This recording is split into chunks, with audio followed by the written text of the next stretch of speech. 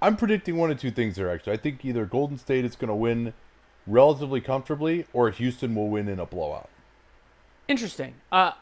My thought has been that this will be a split, and I have zero idea which game is going to be which. I mean, you could say that my instinct is that Houston is more likely to win Game 3 than Game 4, but I don't know. I don't have a ton of confidence in that. So yeah, I'm really excited about this one to see. I mean, for me, a big question is going to be if the Warriors' defense keeps up really from the jump, because I think they've out defended the Rockets so far.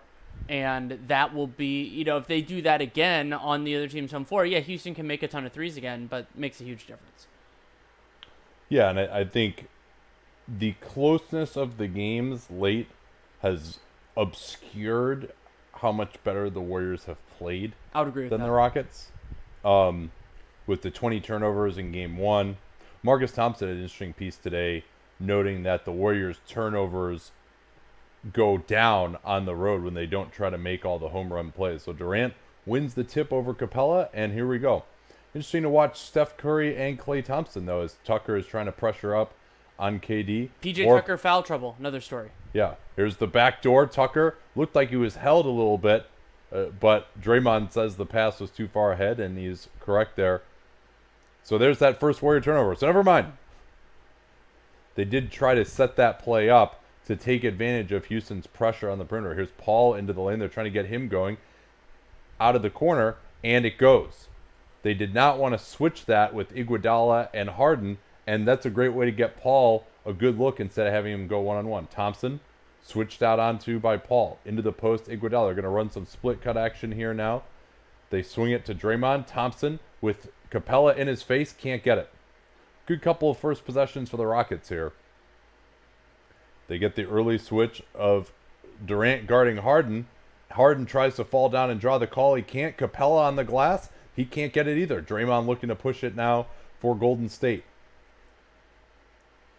Curry switched onto by Tucker. Gets it to Iguodala in the corner. Thompson, as Curry comes off the screen from Iguodala and hits. That was all set up there.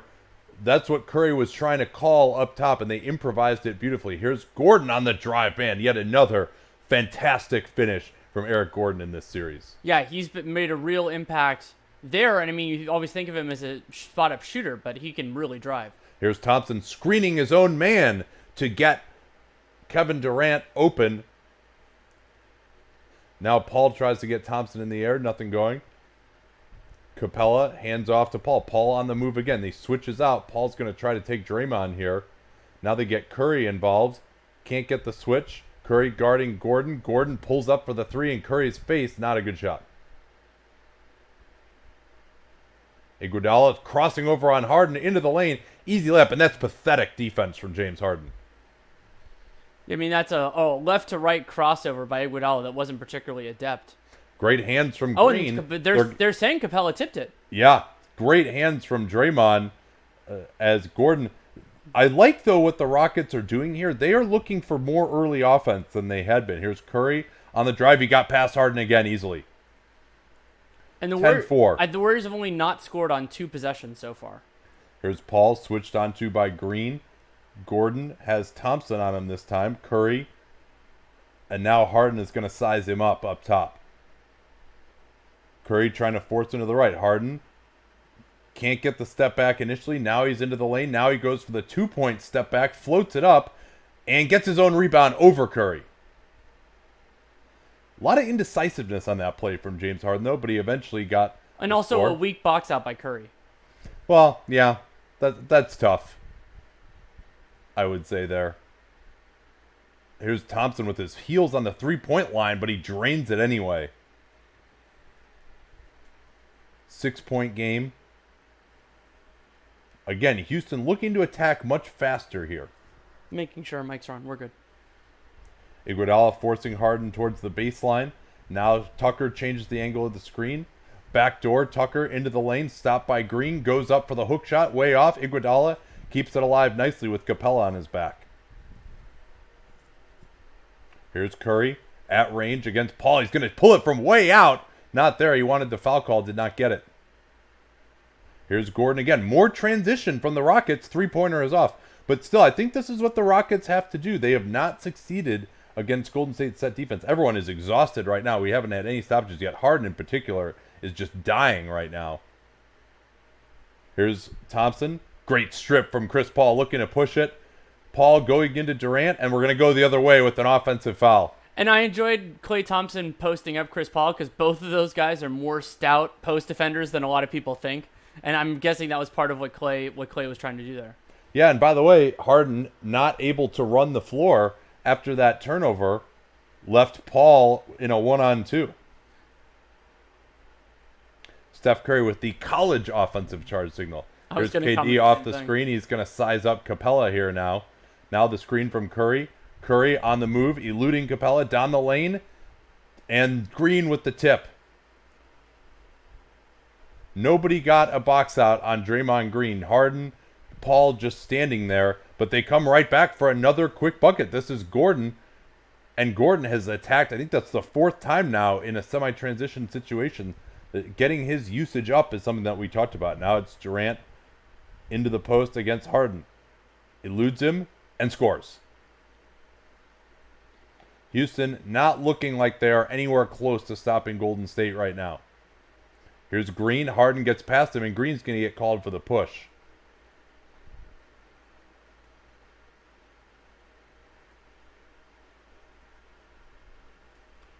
I'm just not sure if Houston can continue to play at this pace, Danny, is the problem. They are not used remember, to this. D'Antoni plays his guys a lot of minutes, but their system is fewer possessions and a lot less movement within a possession. Yeah. It was the clear hold on Green. Iguodala forcing Harden towards the baseline. Screener goes away. 12 on the clock. Harden going to his right. Tries to create space. He does not take the step back. Instead, Gordon with the three, contested well by Curry. So Harden has had his chances for the step back. Has not been looking to take that early. Here's Green slipping the screen way over in the corner to Curry. Good closeout from Tucker, and Curry throws it away. Now it's a 3-on-3. Gordon, deep three on the left wing is good. He's been their best player so far. Yeah. And the transition, that's how they've gotten him going. Now it's KD right back. These guys are looking pretty tired right here. I think everybody's going to be looking forward to this first stoppage. KD, tough pull-up on Gordon. Man, that's such a hard shot. Gordon is right there. He made him bring it up in an odd way to avoid getting stripped, and KD still makes it. They get the early screen on KD. Thompson comes off of his man Gordon to help out. Into the lane, it's Tucker. Goes to the hook shot and can't get it. I mean, this has been just 6 minutes with very few stoppages and like just a lot of movement, kinetic energy expended. Yeah. Now KD goes for the pull-up on Capella. Not there. Not a great possession. You see guys default into the ISOs when they're tired. Here's Curry, and he stops Gordon. No foul called there. That was a close one. And now Gordon, he picks up his own foul, and finally, these guys will get a rest after 6 minutes of nearly continuous basketball. D'Antoni is saying, hey, give me the call one way. Don't call that same thing on Gordon the other way. So far in these minutes, that was probably a foul on Curry. By the way. It was. Unless they're saying he got the ball before the shoulder contact, but I didn't see it that way. At the very least, I understand where D'Antoni is coming from. Oh yeah.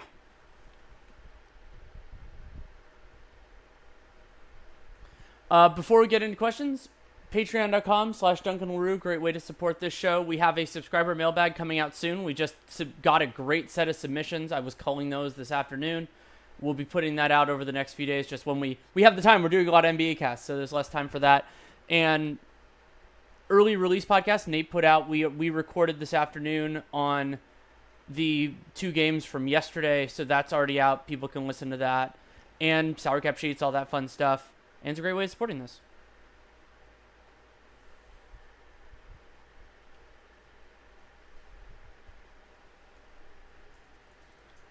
Yeah, at the beginning of the game, the timer is in a different spot, but it usually moves back to where. Yeah. Yes, I just forgot to look for a couple minutes because we didn't have a stoppage, so it's just kind of, and then I thought about it and just went up and did it. Is Eric Gordon underrated? I mean, I don't know how rated he is. I mean, he's not somebody that gets discussed a lot. But yeah, I think where Eric Gordon is underrated is as a playoff guy because he's strong, he's confident in his drives, and I think that playing against superior competition doesn't affect him that much, whereas for a lot of other guys it does. Can you describe a front office job that would be enticing for me to take? Like probably would have to be like assistant GM level at this point, I think, which they're very unlikely to offer me. So,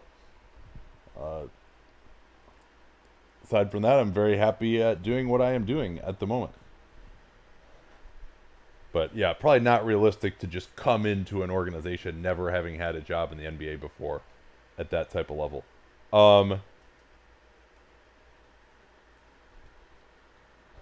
Thoughts on Nate progressively losing his mind last night? Well, you didn't watch. I it popped last night, in did briefly, you? and Yeah. then I commented, but I forgot that my phone Periscope is logged in as you because of when we used to run the account that way, and I thought that would confuse people way too much, so I just logged out again. But I mean, I was losing my mind too. I just wasn't doing it on camera. That was completely. Did I lose my mind? I felt like I almost was so fatigued that I like couldn't summon the requisite level of excitement by the end. But hopefully, Oh, that's an interesting question. What team? Like, so it's phrased a different way, but like, which team that won 45 or fewer games this year would be most likely to win 60 plus? First of all, it's mentioned 60 is a crap ton. yeah, of he's games. saying if you knew that one Yeah. were going to do it, who would it be? The Knicks. I think it would be the Knicks. Like the Lakers getting to 60 because of their limited means. Like that would be they got a max player and they got AD. That's possible, but I think that's less likely than the Knicks getting two really good. I really don't see like who the next Titan is going to be. All right, we're back here, 18-11. Warrior lead. Let's see what Steve Kerr's got cooked up out of the ATO. Curry, Green, backdoor Curry. So they're trying to get backdoors on all their ATOs. Iguodala recovered it, and Houston has not been quicker to the loose balls so far. That's been a problem throughout this series. Golden State is the more athletic team. Paul getting his first rest. Rivers has come on for him. They're hounding Capella out top. Now it's Green switched onto James Harden. Harden looks to drive to his right into the lane and scores. And I like this approach from Harden because Green is their best rim protector. When he's been able to get by guys either without Green in the game or if it is Green, there's no one there to stop him. Durant probably needs to be a little bit more effective there. Here's a corner three from Draymond. That's been off. He has not had the touch in the playoffs from downtown. No, I think he had like one good game, and then the rest of it's been rough. Rivers screening. Now he's going to try and attack Curry off the dribble. Goes to a tough floater and scores. So they get something out of that screening action with the Warriors not looking to switch Curry onto Harden at this point in time. Here's the crossover from Durant. Backdoor. Iguodala. Easy bucket. As Harden came over to help out on him, and Iguodala just went right to the rim. And I think the Rockets have done a decent job defending the primary action, but anything after that, they've been completely worked. well, and Clint Capella, he's guarding Draymond Green 25 feet from the basket. He never moves. He's standing at the free throw line. He's got to get that second help on that play. Here's Harden. Finally goes to the step back. Not there. Curry looking long for Green. Green, oh, look at those long arms to catch it. What a play. They're going to call a foul on Harden before. Yeah, but honestly, the Warriors will take that because that's a foul on James Harden. And Harden is not depending on what actions you're asking him to do, he's not the greatest guy at playing in foul trouble. And he's not the greatest guy playing out of foul trouble defensively, but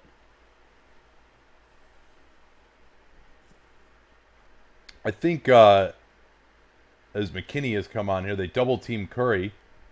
Looney is in as well. Curry gets to the baseline, tosses it up to McKinney. Green. Still plenty of time.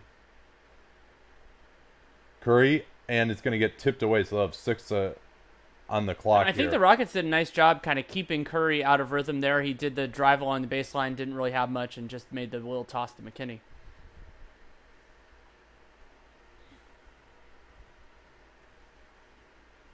They get it into KD.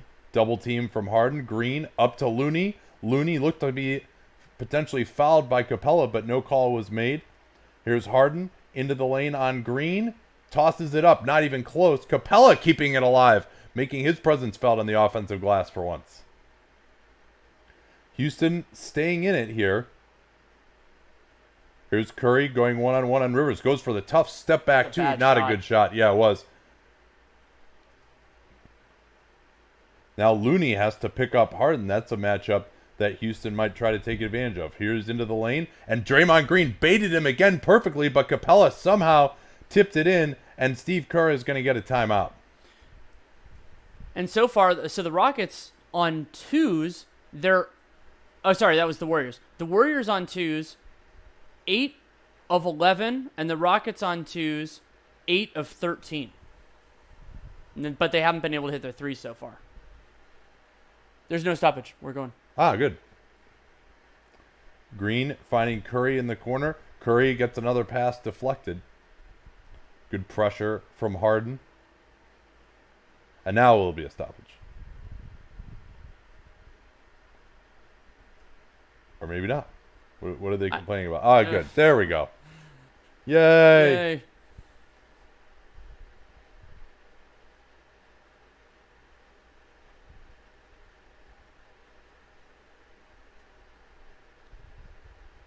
How many wins would Steve Kerr add to next year's Hawks?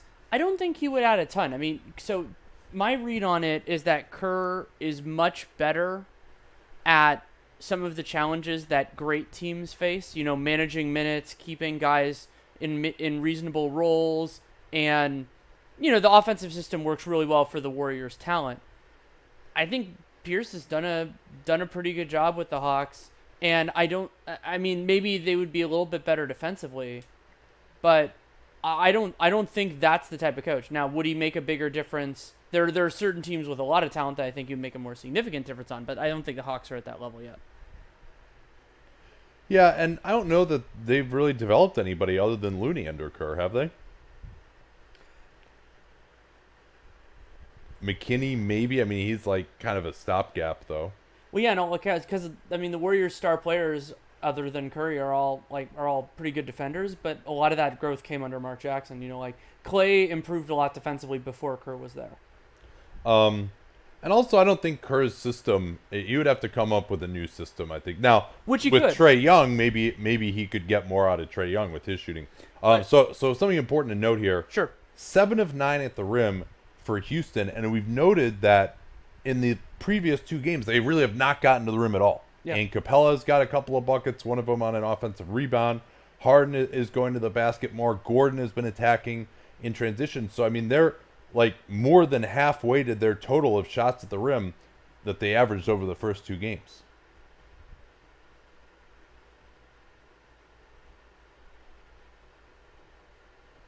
What can they do to open up the lob to Capella more?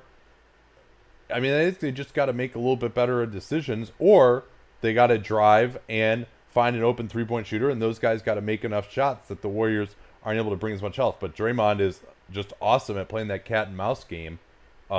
Capella made a great play there, but I thought Harden, I think actually probably the biggest thing to me is Harden's just got to go in and finish at the rim better than he has been. Not necessarily the floater, but just go all the way there and try and score. And maybe he's not going to be able to finish those plays. Maybe try to draw some fouls, but make Draymond Green respect him going all the way to the basket so that he's not going to try and drop off to Capella as much.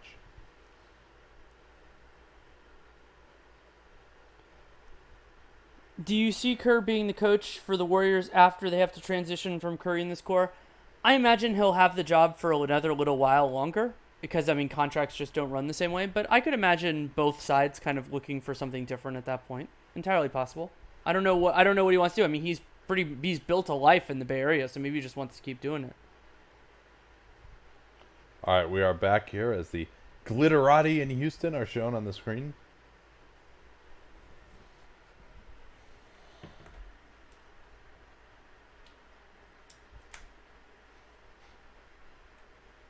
Durant, quick trigger over Tucker is off. Warriors offense starting to stagnate here. Here's Curry with the quick release. Not there. Green. No, I'm sorry, that's McKinney, but Capella actually rebounded it over him.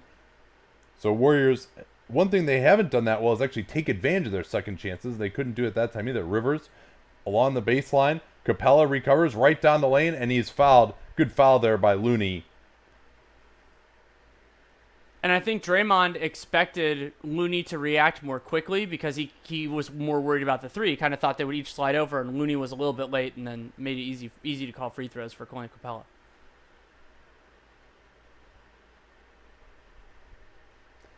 So Capella did not get a $500,000 bonus in his contract this year.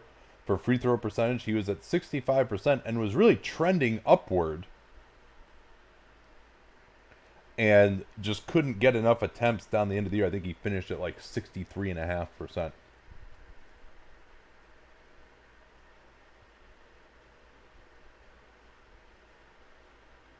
want to take a look at this lineup on the floor for the Rockets. We haven't really gotten a clear look at it because of the way that possession Yeah, was a couple of missed free throws from Capella. Shumpert is in.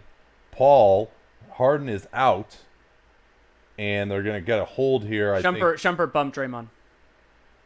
So, yeah, a lot of playmaking in Chris Paul's shoulders. I mean, Austin Rivers can do some, but it's Paul, Rivers, Shump, Gerald Green, at the 4, and then Clint Capella. Neither team in the bonus yet. Curry off the screen. He's got Capella one-on-one. It's McKinney in the corner. His three-pointer is way off. Rivers looks to attack in transition. Back up top to Paul. Paul looks to go at Looney. He actually has beaten Looney a lot of times here. There's another tip for the Rockets. Was that Capella again? Yeah, I think looks like it was his left hand, yeah. And Looney didn't do a great job on Chris Paul in last year's playoffs either. No, I think Looney does a better job on Harden than Paul for whatever reason. Here's Green, Iguodala. Looney will take that mid-ranger, and he has been cash on that. He's shot over 50% for mid-range this season on about 50 attempts. Here's Rivers with the jab step three, and there's the difference. Gordon going to the rim in that situation. Rivers taking the three instead. Curry trying to go at Rivers, and Rivers they will called get the the reach. foul.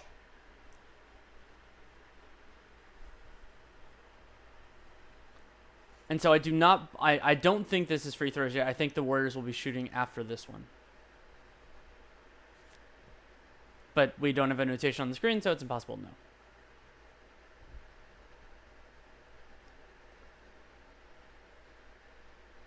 Curry at range against Green. Jab step. Goes to the pullback three. Way off, but this is going to be a foul. Oh, the irony for the Rockets of a three-shot foul in the other direction.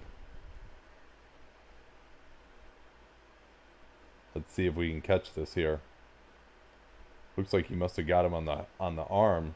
This will probably show it. I didn't see much there. Yeah, so it's tough to see it. Curry misses the free throw. Just desserts if you're a Rockets fan.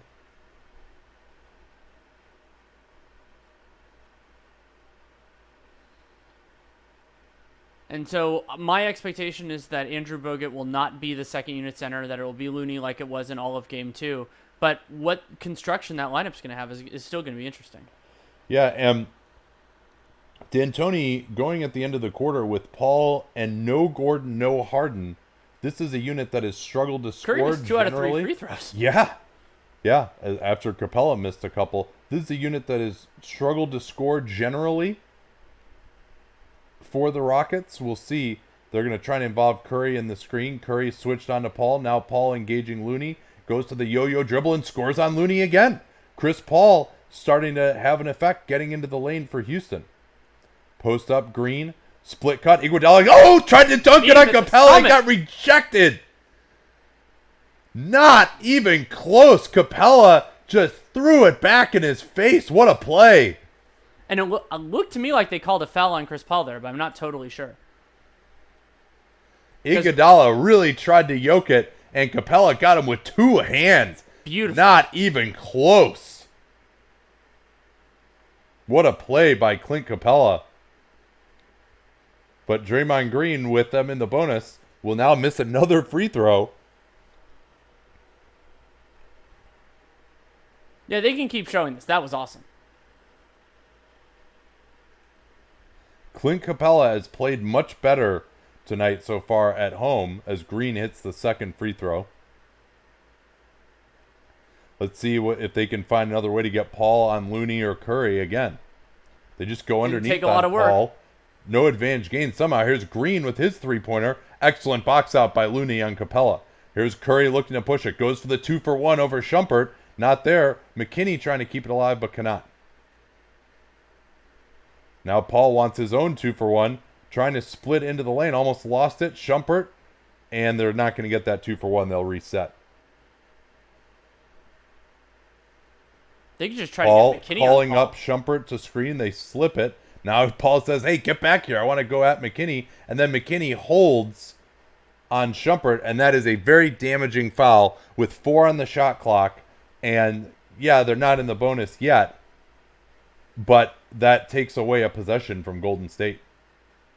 Yeah, and, I mean, the Clippers didn't have much going there with 4 seconds left. Now Paul wants to take McKinney again. He waves away Gerald Green.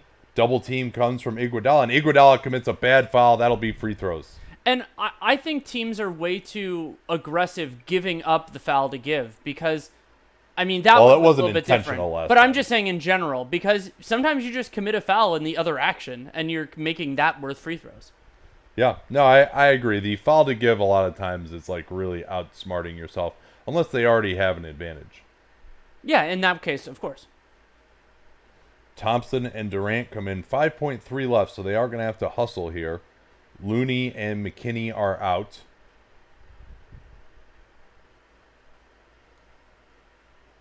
Paul has had a big end of this quarter as Houston has actually made up ground with this group that has really struggled.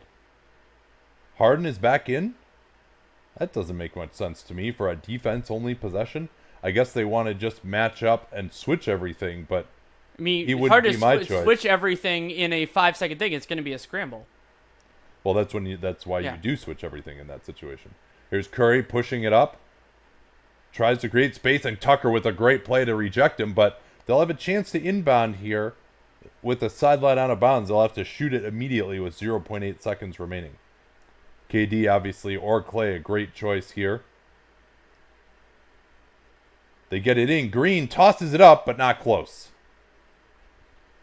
So, really nice end of the quarter for Houston. It was 18-11 Golden State, and that was after that first stoppage with about half of the quarter gone, and they only gave up 8 points over the second half of the quarter. The defense was much tighter. Yeah, they were. And it was helped a little bit by the Warriors missing shots, but I thought Houston did a nice job contesting those shots and working through it. I mean, both teams a point per possession or below, despite it being a low turnover first half. It's just a bunch of missed shots. Most of that I would say is credited to strong defense, but I thought the Rockets did more to get themselves going at moments, and so I was more encouraged by their play than anything else so far. I'll answer some questions.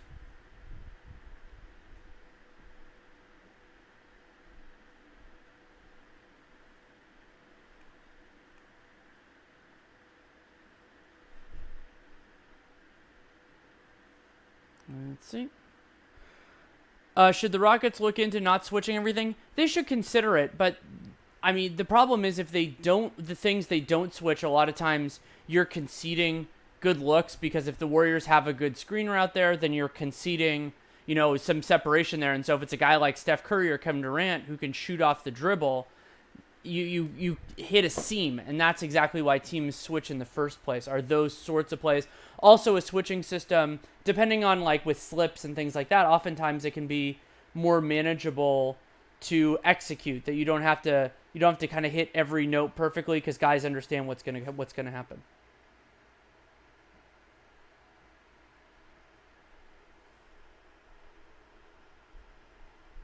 Looney this offseason should extend the range out to 3. I mean, that would definitely help his game. It can be meaningfully different. I mean, because he didn't really have he dabbled with it in past, but like the 20-footer wasn't really there before this year. So getting it all the way out to 3-point line, it would help him. But it would also, remember, that wouldn't help his value this summer. It would be in a future year because a team wouldn't buy it, just coming in, and because he's gonna, he won't have worked on it before free agency starts, assuming the Warriors make a run. Catch up on the shot charts. Houston has not had the touch from downtown, only 1 out of 8, but they made up for it with 9 for 11 at the rim. Floater zone only 1 out of 5. So everything away from the rim, it's been 2 out of 13 for them. The Warriors did not take a floater at all in that quarter. 5 of 7 in the restricted area, 4 of 7 from mid-range, and then just really struggling from 3 all around. 2 of 9 above the break, 2 of 11 overall. Is Kawhi better on offense or defense at this point? Offense. I don't think it's really that close. Yeah, I mean, his defense, he has these moments of destructiveness, to be sure, but it's not the same type of possession by possession that guy's just out of it. And I mean, he's a really good offensive player, so that's kind of the threshold we're talking about.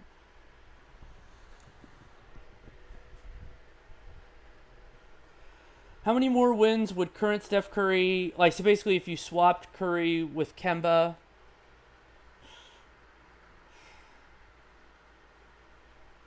I mean, so Curry, I think he played fewer games than Kemba did. I would say a couple.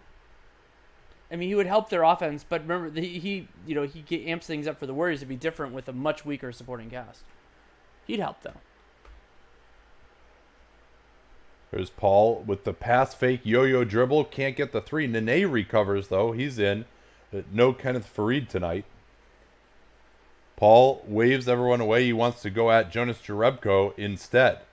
They double team. Here's Tucker down the lane. Goes to the floater. Contested well by Looney. Livingston keeps it alive, and Looney recovers. He's great getting loose balls. And that was a nice job by Livingston. Couldn't control the ball, but hit it away from the Rockets.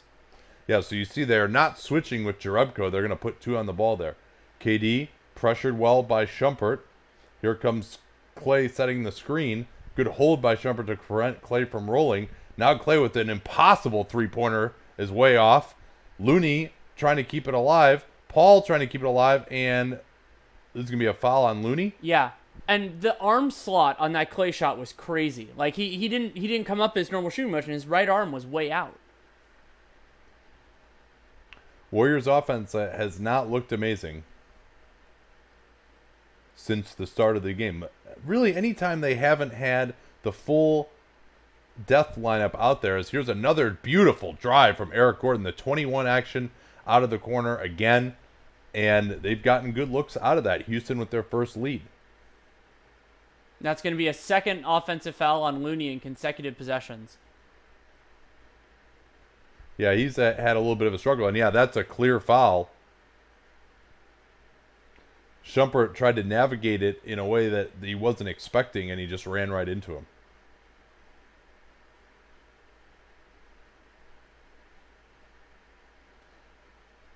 So Bogut is in for Looney. Is that 3 on Looney now? It is. So they're really going to be in conventional pick and roll defense. Here's Gordon going right through Livingston. Pass under to Nene. Nene lost it. Gordon saves, but now Thompson recovers. Thompson ahead to KD. KD with the jumper, not there. I mean, it's amazing you expect that shot to go in for Kevin Durant. Yeah, I mean, the footwork on that was crazy. He was leaning back and didn't really have his feet set. Here's the pick and roll. Livingston too late to come over, and he's going to foul Nene. Livingston wanted on the floor. The referees did not agree. So this, right now, Houston is very difficult to stop with Bogut, Jerebko on the floor, Kerr not being quite as aggressive with the minutes. And the conventional pick and roll defense, Chris Paul is going to pick that apart. I thought that was maybe a little bit too aggressive on the help from Jerebko that time. Nene with the free throw, and the Warriors still just cannot get a bucket right now. With KD being guarded by Tucker, Shumpert is on Clay. He's succeeded against Clay in the past, particularly in the 2015 NBA Finals. Good denial by Nene out on the floor. Nothing happening again on this possession. Durant has to set up Livingston. Livingston is going to get fouled by Eric Gordon. Not a good foul, and he realizes it. But you see, again, the limitation of Livingston. If that's anyone else, a normal wing player, he just gets a wide open corner 3 on that play. Yeah, and Gordon has done a good job defending Livingston in the past just because he's strong enough that Livingston can't really get into position against him. But there he was recovering a little bit and just bit more than he should have. Another missed free throw for Golden State. They have struggled relative to their usual standards at the line. 2 of 6. Relative to anyone's standards in that case. No. That's Lakers-esque. I watched enough Stu Jackson complaining about their free throw shooting this year. What channel was that on? Or not Stu. What's the guy's name? No, I think I'm conflating 2 different guys. Here's Paul into the lane again. Bogut steps up. Paul wants to get it back. They double team. Good pass from Paul. Sets up the 3 from Gordon. And Tucker keeps it alive. Actually, the Rockets have the rebounding advantage with this group. Shumpert at Jerebko, and yet another foul. And, I mean, Bogut and Jerebko is just not going to work. And There's just no way. To be with Bogut, if you're going to close out that poorly, you might as well just concede the shot because there was nobody to protect the rim. Like, this lineup does not have any, like, I mean, I guess theoretically if KD were there, which he wasn't. Well, and for Kerr, if you don't have as many bench players that are trustworthy, then can kind of run a different rotation. Mike D'Antoni has done that. You know, you have different mixes here. But if you're going to have three of your best players largely play the whole first quarter, then I'll sit all of them at the same time, Houston's going to have an advantage. Now, you can justify that by saying, hey, we can do enough in the minutes that those guys play to justify it. Like, I wrote a piece about that with the Curry Durant stagger. But you have to accept that you're going to have some deficiencies. I'd like to see maybe some Thompson in the post here. KD out top against Shumpert. Screen for him. Now slip. Good help from Gordon. Again, these other 3 guys on the opposite side can't do anything, so you can help there. Here's Gordon again. And, I mean, just give the ball to Klay Thompson and have him create is not generally going to be a good offense when you don't have floor spacing. Yeah, they're going to get a timeout here. A awful offensive start to the quarter for Golden State. Not even close to one decent possession. They got bailed out on a foul at one point. And remember, Harden wasn't on the floor for any of this. Right? That's a great point. I mean, Eric Gordon is just a bull. Like, his finishing, what does he have, like 4 or 5 buckets at the rim right now? Yeah, I would say probably 4, because he's 5 and 9, but one of those was a 3. Stu Lance, that's right, yeah. Yeah, you know, I think Dan Hodgkins with a good point. This might be a time for some Jordan Bell minutes rather than Bogut. Especially with Harden out of the game. Bell did struggle to guard Harden last year, but I think he could do better as the switch man. But, yeah, I mean, you're really bailing the Rockets out if you're going with conventional pick-and-roll defense against Chris Paul. Yeah, he knows how to attack that, and they don't particularly have great personnel. The Warriors do not have particularly great personnel to execute it. It's not like you're forcing him to be a maestro to get passes through narrow windows. Let's see. Does Shumpert's prior experience guarding Curry and the Warriors matter? Yeah, I think it does a little bit. I mean, he's familiar with a lot of what they do, but what he was best at, going back to the 15 finals, they had him guard Klay Thompson, and he walled Klay Thompson off for a lot of that 2015 finals. Now, doing so opened up other opportunities for Curry and for Draymond, because remember that was a pre-Durant team, but Klay Thompson was very quiet for that entire series. Yeah, he was also coming off that concussion from the previous series. But the other thing that matters is with his screening ability. He did a lot of screening for LeBron James. A lot of guards are not great screeners, and Houston has struggled with guys like House to actually get that switch that they've wanted.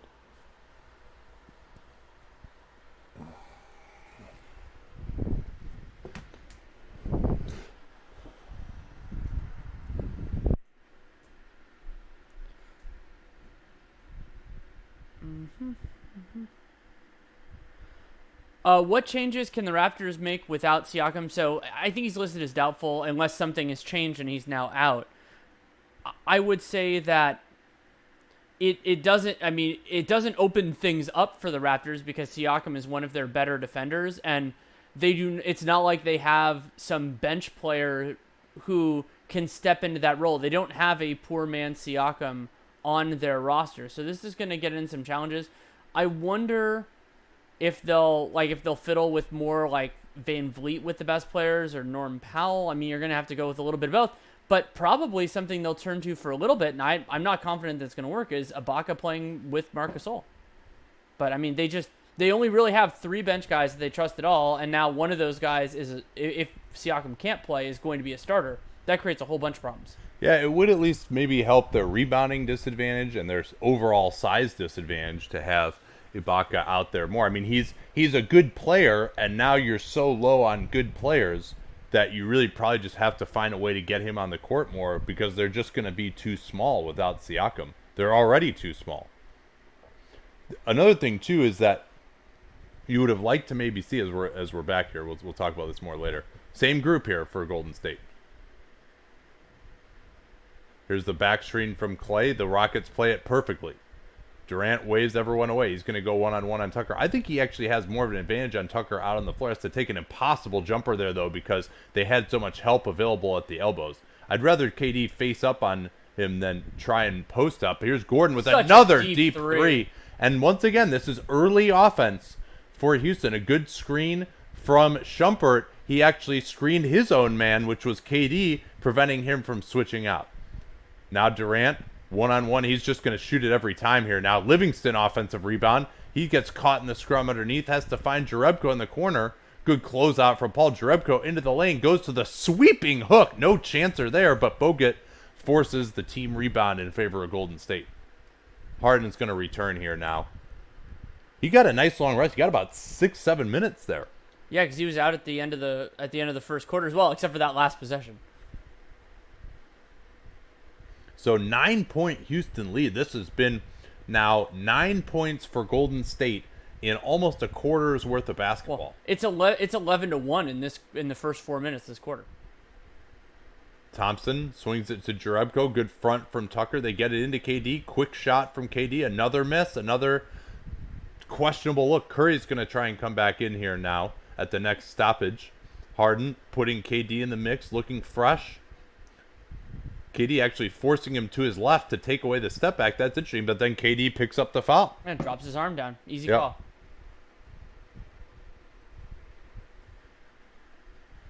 So this is going to be 2 more free throws for Houston, but Golden State, I mean, this is looking like last year's conference finals now, where they just can't get a decent look.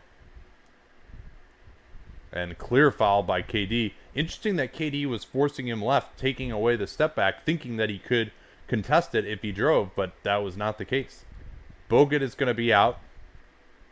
Curry will return.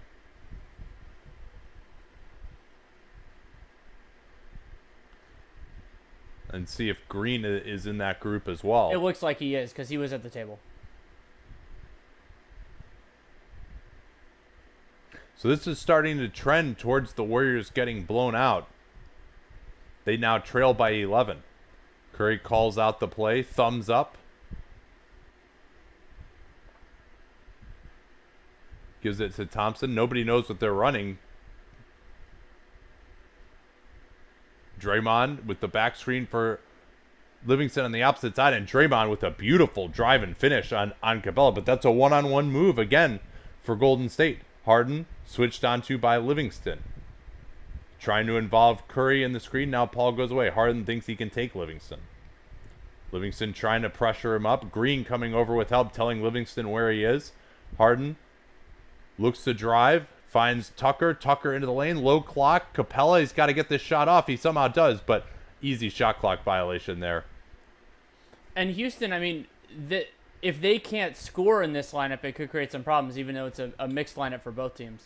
So it's Draymond Green making that play and Harden taking too long to attack Livingston, because Draymond comes over and zones him way up by the free throw line. Harden waits too long to attack, and then Draymond is able to get back to his guy. Draymond slipping the screen. Curry looks to get Thompson screen to the top. Backdoor Durant goes in on Gordon and scores. And P.J. Tucker raises his hand. He blew that play. He was trying to topside KD, and he got completely beat.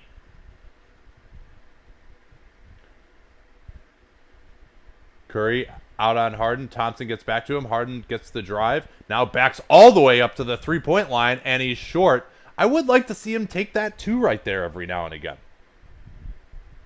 10 on the clock. Curry forcing Harden to his left into Green, who's in help position. Harden with the step to his left, and that's way off. That's a shot that Harden has worked on, but it is a very difficult one. Both teams struggling from downtown, but Houston, to me, has had the better looks. Yeah, I would agree with that. And, I mean, Harden 0 for 4, I think, and they've been pretty reasonable overall. He hasn't forced it too much. Yeah, Gordon got away with a foul there on Durant. Curry finds Green, and this is not very good Houston defense. A miscommunication between Capella and Shumpert. They both go with Curry, and that left Green wide open. And their best help defender was at the top of the key, guarding Kevin Durant. Oh, and Gordon, again, another early attack from Houston. Golden State is not prepared for this, especially with Gordon attacking on the wing. Durant gets Harden switched onto him. Underneath, Livingston with the dunk. And now Golden State starting to cook again with the return of Curry and Green.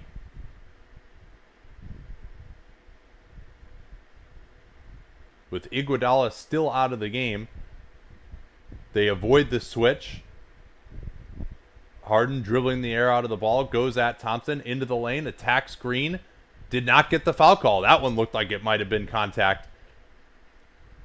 Here's Durant. Tough three over Tucker is off. KD has not had the touch early, and they've been succeeded in kind of getting around his legs and bothering him a little bit. Gordon faking Livingston into the air, drives on Green. Green with the help. Gordon sets up a wide open three from Shumpert. In and out and back in again. And so now it's back up to 9. What a game for Eric Gordon so far. Curry looking to attack Shumpert, gives it up. KD closed down by Tucker. This is going to be a non-shooting foul as Tucker closed him down. And it looks like that's Tucker's first foul, so he's not in any difficulty. And I thought that was a big swing point in, I believe that was game 1, when PJ Tucker picked up his third and then his fourth foul. Iguodala has played only 11 minutes so far. He's been around 32 to 34 minutes these first two, as we don't see how that happened, but Green is going to go to the foul line. Iguodala is back now to close the half, so he'll be right around that same number of minutes. Kerr is really loath to extend him into the 40-minute range unless it's really like a closeout game. He's loath to put him into the mid-30s most of the time.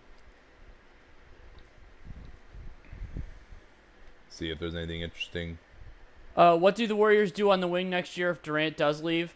My thought is they get the best player they can, for the best player willing to take the mid-level exception. I don't think they really have a ton of other options. I wrote a piece about theoretically if Durant wanted to go to basically wanted to go to a team that had difficulty to sign him outright. Maybe there could be a facilitating trade theoretically involving like Danilo Gallinari, or if Boston wanted to do it involving some of their guys, but I don't expect that to happen. So they're just going to have to try to make do. They're going to have to try to find a bargain Harrison Barnes. That's kind of the idea.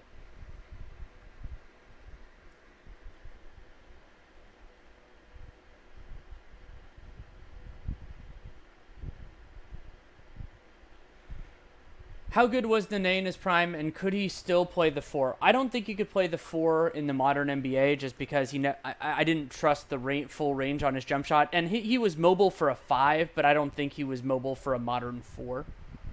But he was a damn good player. I mean, what I always thought was fun about Nene, especially in international play, was that he had a little bit more life with the ball in his hands. It was just not something you see in the NBA very often. What does the pace stat indicate in the box score? That is, what would the pace be over a full game if you extrapolated how many we've had so far? So 39 possessions and 38 for Houston. So 92 pace, that's actually very low. Generally, the average around the NBA right now is 100.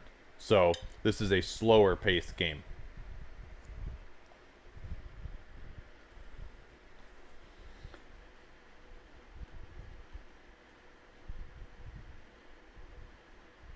That's one more for you. How would Charles Barkley fare in the modern NBA? You know his game better than I do. I mean, I think he would be a defensive liability, to be sure, especially on the best teams at the highest levels. It was much easier to hide someone back then. At least, in conference finals type of play. But I think he would be completely unstoppable. I mean, he would... With spacing and with the influence of pace. Now Barkley was never the highest usage guy, but his offensive rebounding would be a major problem for other teams. Anytime he posted up, he probably would be able to get a double team.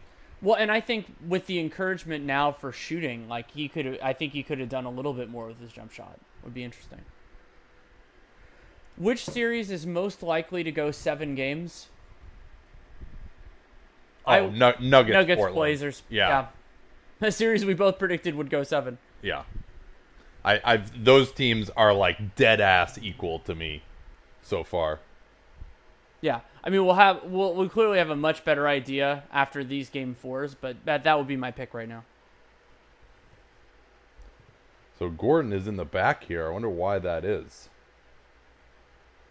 He's just waiting for the bike to get opened up so he can keep it warm. Work on his knees a little. Hopefully he's okay. He's been great so far. Green with the first free throw. We never did see how it was that he actually got fouled. Alas.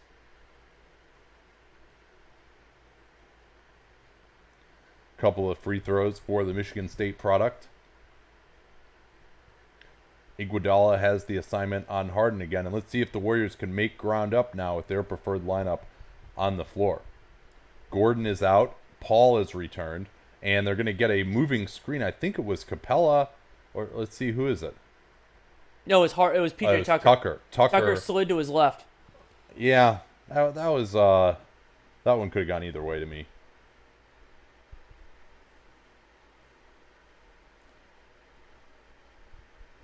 Green into the post. Iguodala. They're going to run their split cut action here. Rockets switch it well, but now it's Capella guarding KD. Capella saying, "Hey, talk to me. Let me know what's going on." Now it's Curry guarded by Capella.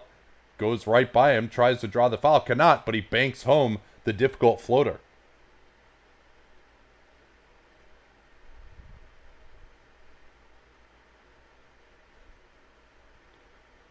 Harden again, and the pace has not been good when he's been in the game. He engages Green. Iguodala knocks away from behind. Jump ball called with Curry coming in to help out off of that corner. Curry not in foul trouble for once, although it can certainly happen quickly for him. It absolutely can. Yeah, the only guys in foul trouble right now, PJ Tucker now has 3. So that could be a big call. Looney has 3, and then a couple guys have 2. 7 on the clock as Harden is the likely winner of this tip. And Eric Gordon's back in the game, so whatever it was. Curry doesn't even jump. Capella. Harden, nice roll to the rim. Capella underneath and scores. They wanted a travel, but I did not see one. No, it seemed like he kept his feet pretty stable. Yeah, no, that's a legal play. Here's Curry, goes to the fadeaway on Paul and scores. So a couple of plays where Curry has tried to draw the foul in the mid-range and made some impossible floating shots. Here they are going quickly, and they're going to get a nice look out of it. Here's the drive by Shumpert into the lane. Oh, no, they aren't, because Iguodala with the steal. Curry looking to push it. Thompson, Durant, left wing 3 in transition is off, and KD has not had the touch tonight. 4 of 12, 1 of 5 from 3 for KD. But it's back down to 5, as this is just so much better of a defensive unit for the Warriors. Thompson, Harden goes to the step back on him, and that's really nice. That's he didn't have to shove off. On balance, retreated to the line, and it's back to 8.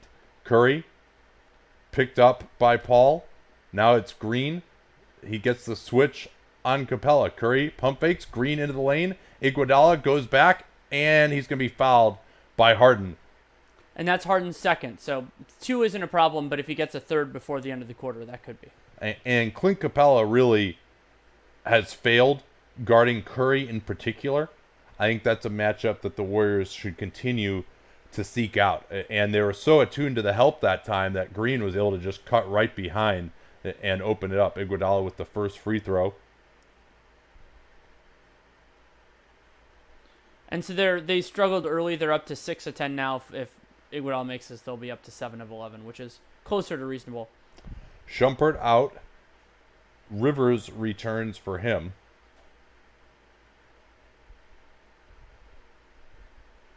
Missed free throw, but then they're calling push off. Well, and the problem there isn't the push off; it's letting Draymond Green force his way into the paint and not getting a body on him. And with Golden State in the bonus, Capella just let Green run right by him. And I didn't see a lane violation. I wasn't really looking for it. It just seemed like he worked his way in. Yeah, so a mental mistake there from Capella. But how could he have known Iguodala might miss a free throw? Only the first foul on Clint Capella. Paul, Harden, and Gordon all with 2. For Golden State, Looney with 3, but nobody else more than 1. Back down to 5 here. They set the screen early, roll Capella to the rim. Another interception by Golden State. And I think they're willing to live with Clint Capella trying to make a play rolling to the basket like that, as long as he's not getting it right at the rim. Make him... Yeah, if he's getting at the free throw line or even past that, can make that work. Eric Gordon attacks again. Rip through, tried to go into Green, who avoided the foul somehow. No, I don't know. Let's look at that again. I thought Green backed away from him, and Gordon was trying to go into him. Here's Green attacking Capella, and I know he scored on that before, but I don't see that as really an advantage matchup at the rim. Harden picked up by Thompson. Looking to get into his step-back game. Thompson hounds him, and he's going to get called for the foul. He does not agree, and this will be free throws for Houston. Yeah, those ones are always tough when he reaches in. And yeah, he comes across his body there. That is a foul. It's always tough, though, to see whether he hits the ball first or he hits the guy's body first. But probably not a great idea to reach on James Harden like that. Like, Klay Thompson is not the kind of shark defender who's going to get a lot of steals. When he's had a couple where he, like, the play where he went kind of past Harden, then Harden did just walk back to the three-point line. I feel like Klay has a little bit more trouble reading Harden's mannerisms than Iguodala. That might just be experience. Yeah, well, and Iguodala just has more length, too. Also true. And so does KD, and that's what KD relies on. Yeah, it's when you don't have to stay as close to Harden and still contest his shot. Here's Green right down the lane. KD, here's a wide open 3. Finally, Kevin Durant gets one, and Golden State cuts it to 4. And just like we thought, as soon as they go back to their best lineup, they're killing them again. Here's the corner. Rivers, good closeout by Curry, and Paul will reset. They want to go at Curry. Paul into the lane. He's got a wide open Gordon, and Gordon cashes in. Ahead to KD, and they did not get enough help there. I was surprised KD didn't attack very quickly. Now he's going to go at Harden, backs it out, crosses over, right down the lane, left hand, short. KD was looking for the contact against Capella, and it's rare you'll see Kevin Durant miss a layup like that. He did not go for the dunk, though, because of Capella. Now Capella rolling to the rim, and that's the one that they can't give up if you're Golden State, where he catches it right at the basket. Here's Curry, and he takes his three-pointer. That's off. He was wide open, too. Paul looking to push on Iguodala. Harden wants it. Paul into the lane. Green switches onto him, harassing him in the corner. Green continuing to stay there as Paul wants to get into his three-pointer. This is a long possession for Paul. Can't get it, but Rivers goes right in. Curry missed the box out on him. Paul out to Gordon for the left wing 3. Not there, and Iguodala runs down the rebound. Finally, Golden State dodged some bullets on that possession. Now Thompson, they want to get a 2-for-1 here. He's just going to try and go to the rim. Thompson has done nothing here. Oh, but Eric Gordon was standing out of bounds when he got it. Okay. Yeah, Thompson has done absolutely nothing in this game. So far, he's 1 of 5. So there's still a chance for the 2-for-1 here. Have to shoot in probably about the first 8 to 10 seconds of the possession. Yeah, and that was really a miscommunication from Golden State on that Capella dunk. They get it into KD. He tries to draw the rip-through move, can't. Now it's Curry in the corner off the scramble. Curry with the pump fake. And Golden State not hitting the three-pointer here in the first half. Harden goes at Iguodala. Backs it out. This lets Golden State's help get set up. About a 10-second differential. Here's Harden on the drive down the lane. And that's what he needs to do right there. He needs to go right at Draymond Green and make him make a decision to help. Green did not help, and Harden just lays it in. Here's Green. Oh, beautiful no look underneath to Iguodala to close the half. Draymond Green, just a spectacular decision maker in those situations. So a great first half, though, for Houston. I felt they made things pretty difficult for Golden State, especially with those second unit groups. Eric Gordon attacking in transition. He's got 14 field goal attempts to lead Houston. 20 points. Harden second with 13. And Capella, 10 points on 5 of 7 as Houston has continued to eat at the rim. Yeah, and I would say, I mean, sure, Golden State shooting could be better, but I think Houston has done a much improved job of contesting shots, not conceding a lot, especially after, remember, the early going, the Warriors offense looked smooth, looked a lot like it has over the last couple of games, and then Houston really stiffened up, and they ate against the Golden State lineups without their 5 best players. They really did a great job in those minutes, which have been inconsistent for both teams over the previous 2 games.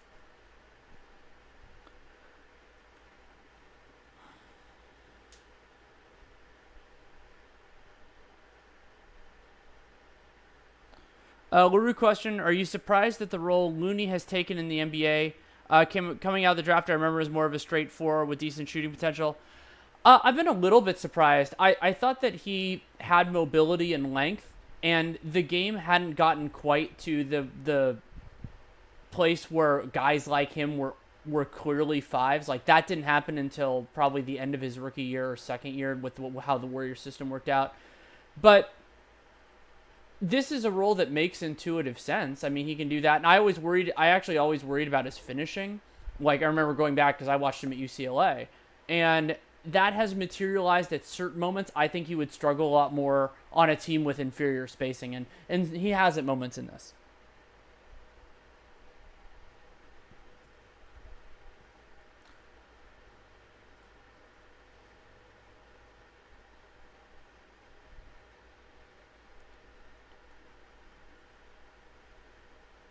Any chance they trade Draymond? I would say it's extremely unlikely. He's such an important part of their defensive identity, and it's also hard to envision what that trade would be because he is more. I mean, granted, you could say maybe if they don't have KD, he's more valuable to the Warriors than he is to any other team. So trading him means that somebody else is giving up a lot for him. Now, I think it does fit the any chance rule, because another team can make an offer. The Warriors are, I mean, they try to be very pragmatic. That's kind of their MO. We'll see if that actually happens. They haven't had to make too many of those hard decisions. As somebody who argued before the time and then at the time that letting Harrison Barnes and Andrew Bogut go for Kevin Durant was not exactly ruthless pragmatism. That was just an easy decision, and was right. Let's take a look at the shot charts. Houston 15 of 19 at the rim now, so they've continued the torrid pace from the first quarter. The 3 ball has not gone down for them at 6 for 19, not counting that heave by Paul at the end of the quarter, but Golden State 3 for 16. Curry 1 of 7, Durant 2 for 6, and Thompson has only gotten up 1 3-pointer. Overall, the Warriors 10 of 14 in the restricted area. They've now taken 2 floaters, missed both of them. 6 of 14 from mid-range. And as you said, really struggling from 3, taking a vast majority of those above the break, which is not a huge surprise. That depending on which shots are open, they can do that, but they're missing a ton of them. I mean, 3 of 16 overall, 2 of 12 above the break, most of those by their best players. A few other things. We noted the shooting at the rim for Houston. Well, the offensive rebounds, so in Golden State's favor of the first 2 games. 35% offensive rebounds for Houston and only 14% for Golden State in that first half. The Warriors also did not block a single shot in that first half. I think they led the league in shot blocks again this year. It's kind of a different flavor of shot blocking, and to me, a low turnover set favors the Warriors because they turn it over more than Houston. Warriors have 5, Houston has 6 so far. Usually the Warriors can throw the ball over the gym. People remember that was an early part of game 1 that they had to overcome. I think that was game 1, wasn't game 2. Yeah, it was game 1. They all run together for me a little bit. Would the Warriors have been better off drafting some wings or guards rather than bigs? Well, I mean, with what picks? Like 30th in 2016 for Damian Jones? Yeah, I mean, they probably could have done Let better. me but let me look at the 2016 Yeah. draft and see who was. The theory of Jones, I think, was a reasonable one. Like, because you saw what JaVale McGee was able to do to help. Here's what's amazing: the next 3 guys drafted after Damian Jones were all bigs too. Jones, Deontay Davis, Zubac, and Shake Diallo. Yeah, I mean, but there were Brogdon was 36. I mean, that's and then McCaw, who they took. yeah. I mean, so they tried to get McCaw. You know, that was one. God, so here are the wings taken in the second round of that draft. Rade Zagorec, who got cut before he played in a real game for the Grizzlies. Patrick McCaw. Now I'm going to consider Whitehead a guard. Cordonier is more of a guard. Jake Layman, who became a 4. Zipser, who wasn't good. Benajay, who wasn't good. And it's almost like Daniel Hamilton. Yeah, the second round is Oh, and Abdel Nader, who's actually made a solid career for himself. And the second round, Daniel House, Derek Jones Jr. are the guys who've really made it. Like, so yeah, getting wings. I mean, Ojale was he the year after? Yeah, I think he Like- was 2017. Like, so that there are every once in a while there, but I mean, wings are hard to get outside of the first Yeah. round, outside of the first 15 picks often. What has Denver done in games 2 and 3 to slow down Lillard? They've had more help available. I mean, number one, Well, hasn't Harris been on him more? yes, that's been part of it too. They've executed their system a little bit better as far as getting bigs out on the floor, and just basically like bringing more help in, especially from the corners. But I actually didn't think that Dame like killed them that badly in game 1 Agreed. because he wasn't setting other guys up. Now Houston had Portland had a 115 off the ring. It was a late night last night. It was. I'm gonna stop talking for a little bit and get to So Caffeine. I'll answer this one. Which East game 4 are you most excited for? Do you want to say it briefly before you walk away? It's got to be Raptors. I mean, I think Right. Milwaukee looks like the clear favorite. Right, in that series. and because that series has defied my expectations more, that makes me more excited for it. You know, Milwaukee, Boston largely has, you know, each individual game has shifted a little bit, but the overall arc of the series is about right for me. Whereas I've been wrong on Raptors, Sixers basically the whole way, and so I get really excited for that. You know, some people, and I don't like being wrong, but I think I'm more okay with being wrong than most people. So I just want to see what happens. And if Siakam is out, that really changes the dynamics. We don't know if that's going to be the case yet. So, I mean, that's the other thing. And that goes into a question from Adrian Scholl. At this point, are the Sixers likely to win the series?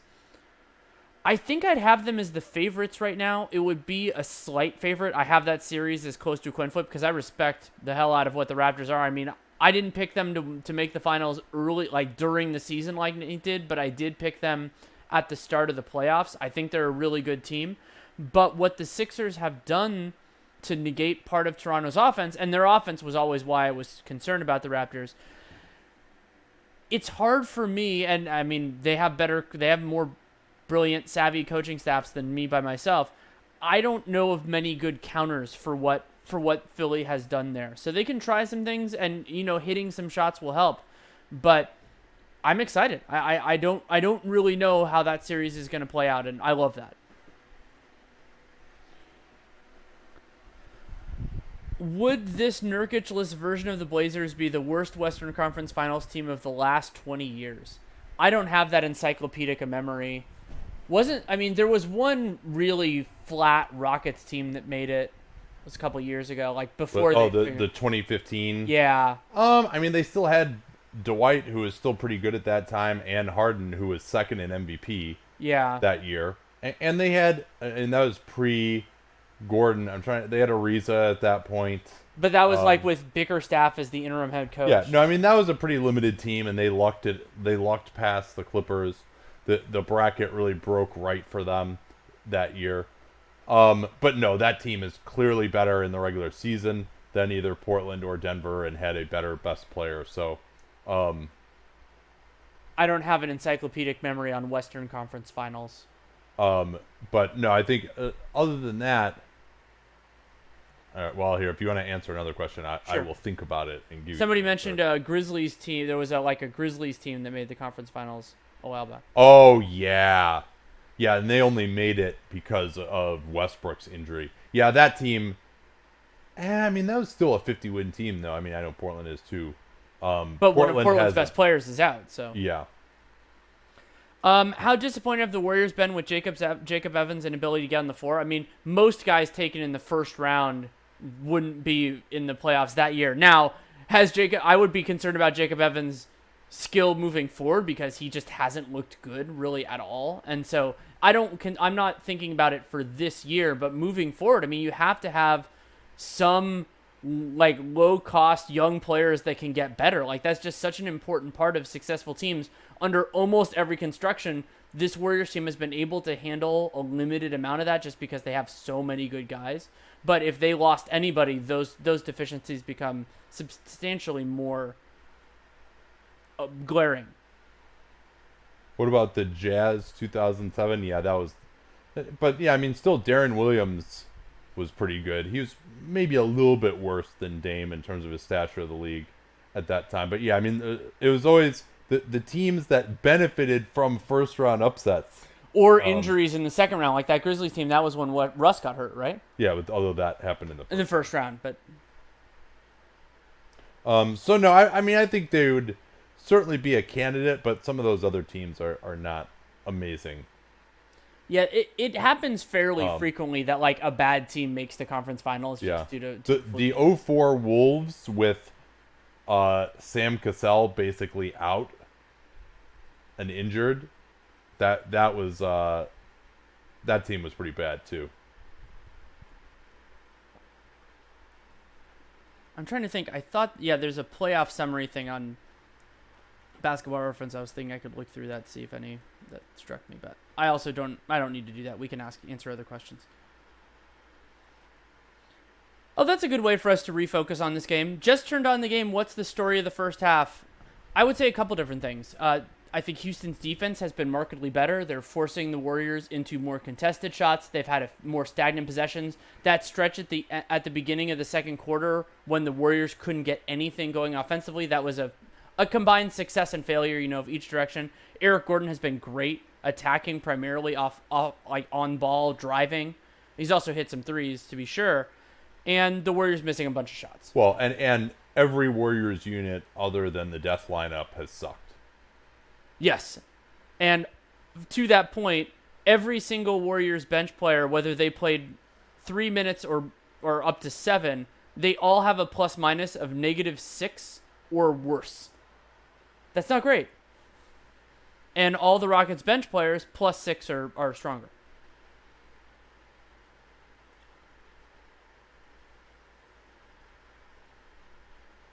Let's see. What is your favorite landing spot for Kemba? The easy one is the Knicks if Kyrie doesn't go there. I mean, I think that they need a distributor, like another ball handler if KD goes and theoretically Kyrie does not. Outside of that, what about the Mavs? Yeah, that would be my number 2. Him and Luka and Porzingis, like you could make sure that one of Kemba and Luka is on the floor at any given time, and think it like instead of having to run the Energizer battery type of second unit, if you could have, presumably that would be you have Kemba out there in those lineups, they would just wreck people. That'd be a lot of fun. Yeah, I remember when that reporting came out, I was actually really excited about it. That they were actually interested in him. I mean, and I would enjoy seeing Kemba with either Victor Oladipo or Donovan Mitchell as well. I think I like him better with Oladipo off the top of my head. But either way. How does the result of this series affect Denver's offseason?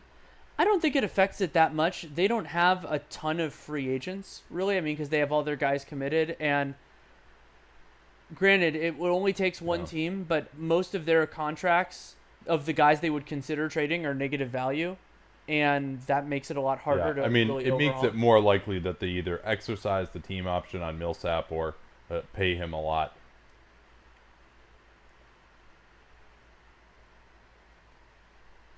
But yeah, they don't really have, and well, then the Murray extension is the other one. But certainly they are well known for their willingness to pay their own guys, and that certainly will only increase here. Yeah, as they're successful and all that.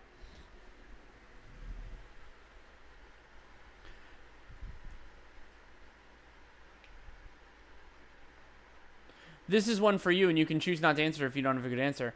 Would a guy like Mark Eaton still be able to play significant minutes today, or would he be more like Roy Hibbert? In some matchups, I mean, he was actually much worse offensively than Boban. So, but probably way better defensively. All right, we back? Actual basketball already? All right. But no, I think against most teams he would struggle quite a bit. And the other thing is that he can't take advantage at all on the offensive end. So you can't get that advantage back of his size on offense. Capella looks to hand off to Paul. Now they try and get Harden going to the middle. Thompson keeps him out of there. So they're going to have to ISO instead. Good defense by Thompson, knowing the scouting report. Here's the drive by Harden. And again, Harden gets a real easy floater there. And I think something else that Capella could look to do is rather than try to go get the alley-oop every time, get his butt into Green and pretend to be going for rebounding position, but actually screen him off Harden. Here's Green in the post. That's not an advantage matchup. There we go. Yeah, they usually do that to pass. And KD with a difficult three, but that's the type of shot that was not going down for Golden State in the first half. Thompson switched on to Harden again, forcing him to the baseline. No switch. Lobs it in. Green intercepts. Draymond Green, again, playing the angles perfectly. Now they're going to try and screen with the three shooters on the weak side. Nothing really going. Instead, they just go right to KD. Switch it. KD with a deep three-pointer. Not there, but I didn't see what the foul is. Did they just shove going through the screen? Is that 4 on Tucker? Ooh, that is a critical call. Yeah, it was on Tucker. And that is, in fact, his 4th. Tucker tried to fight through the screen. He called out. You know, what happened was he called out initially for Capella to step out. He didn't. And then Tucker was late getting there, and Durant with 3 free throws. So a second 3-shot foul in favor of Golden State. Ooh, that I is, didn't see much there. I mean, both of these are a little questionable. Talking about the Curry one in the first half as well. Let's see if we can catch it on this angle.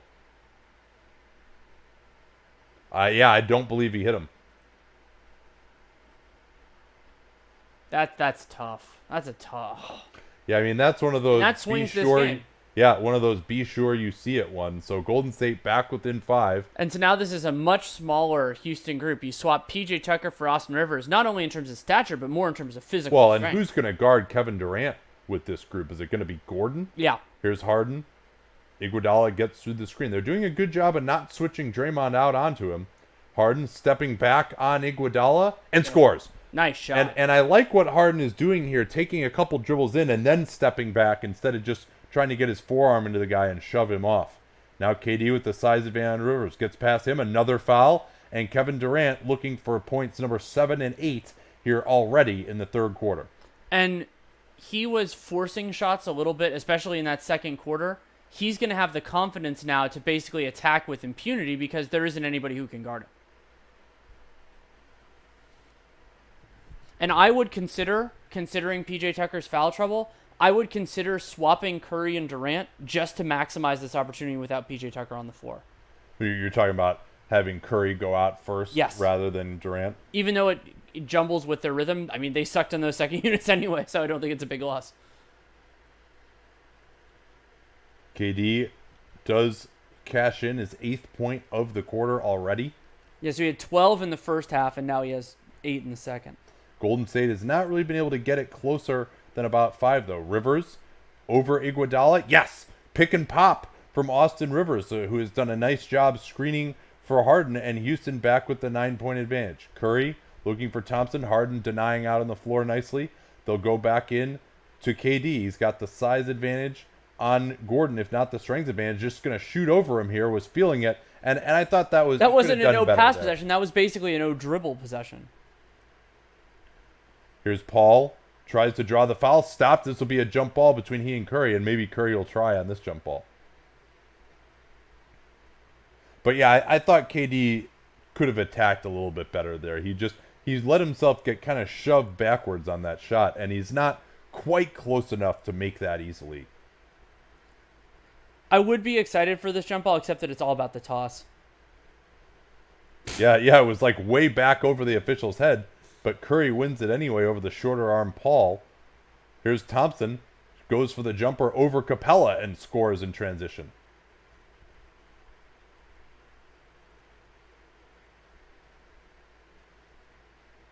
We have not seen any of Tucker at center so far tonight.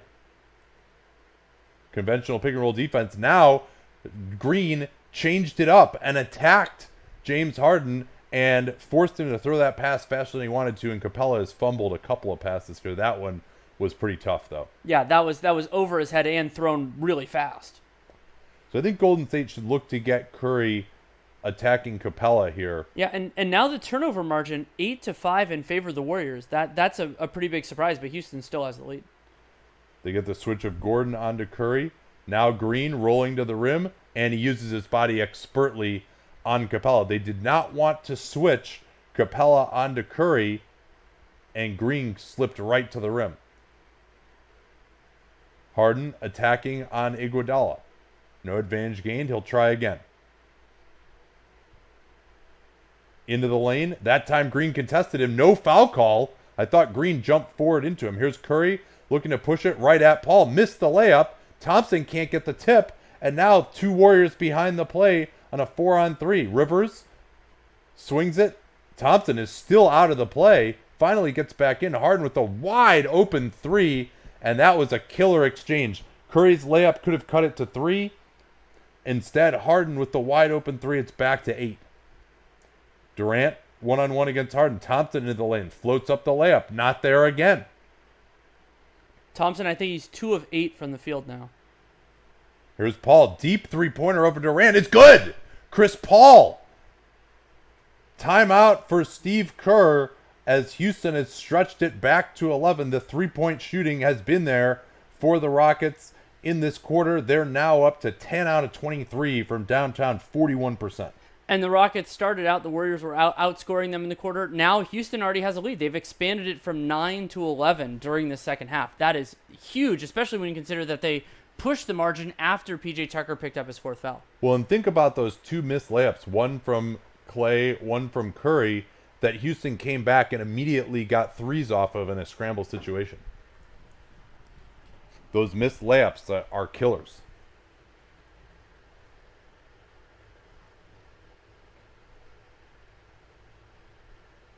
How do I sync this? Try going to YouTube, which has been tweeted out from at Nate Duncan NBA, and then you can pause it if you are behind us, or you can use your DVR if you're ahead of us. What kind of money is Tyreek Evans going to get? I mean, I'm thinking it's going to be a 1-year prove-it deal, $4 or $5 million maybe.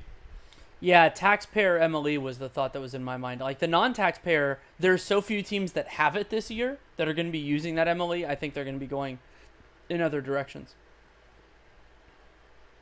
I'm finding a link with the YouTube thing. So I just tweeted out if somebody's looking for it. I retweeted Nate's tweet about it.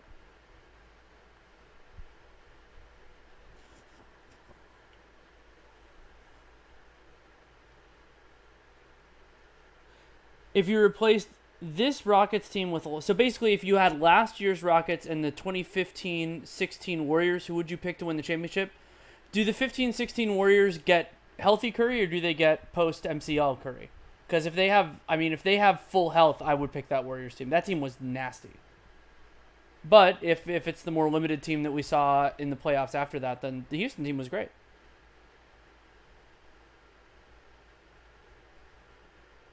How do you get those secondary replays? I've got a second TV that's on about a 7-second delay from the first TV that's just running the live stream. So our replay is the exact same feed. It's just that we get to look at it knowing what's coming, and so you can be looking in the right place and all that fun stuff. Houston isn't going to have any issues retaining House. I don't believe so. I mean, he'll be a restricted free agent, so they'll be able to. It match would be any offer. hilarious if a team made a troll offer sheet, though. Well, I mean, something along the lines of even $3 or $4 million a year might be something that Houston wouldn't match, especially with their financial constraints. Do players, front offices, or agents get upset with you guys for stuff you say on the pod? I'm sure some do, but we don't really hear about it. Not usually, at least. So here's a crazy stat for you. Rockets 13, Golden State 0 in fast break points. Wow. And I think that's really, so important for this Houston team. To get easy looks.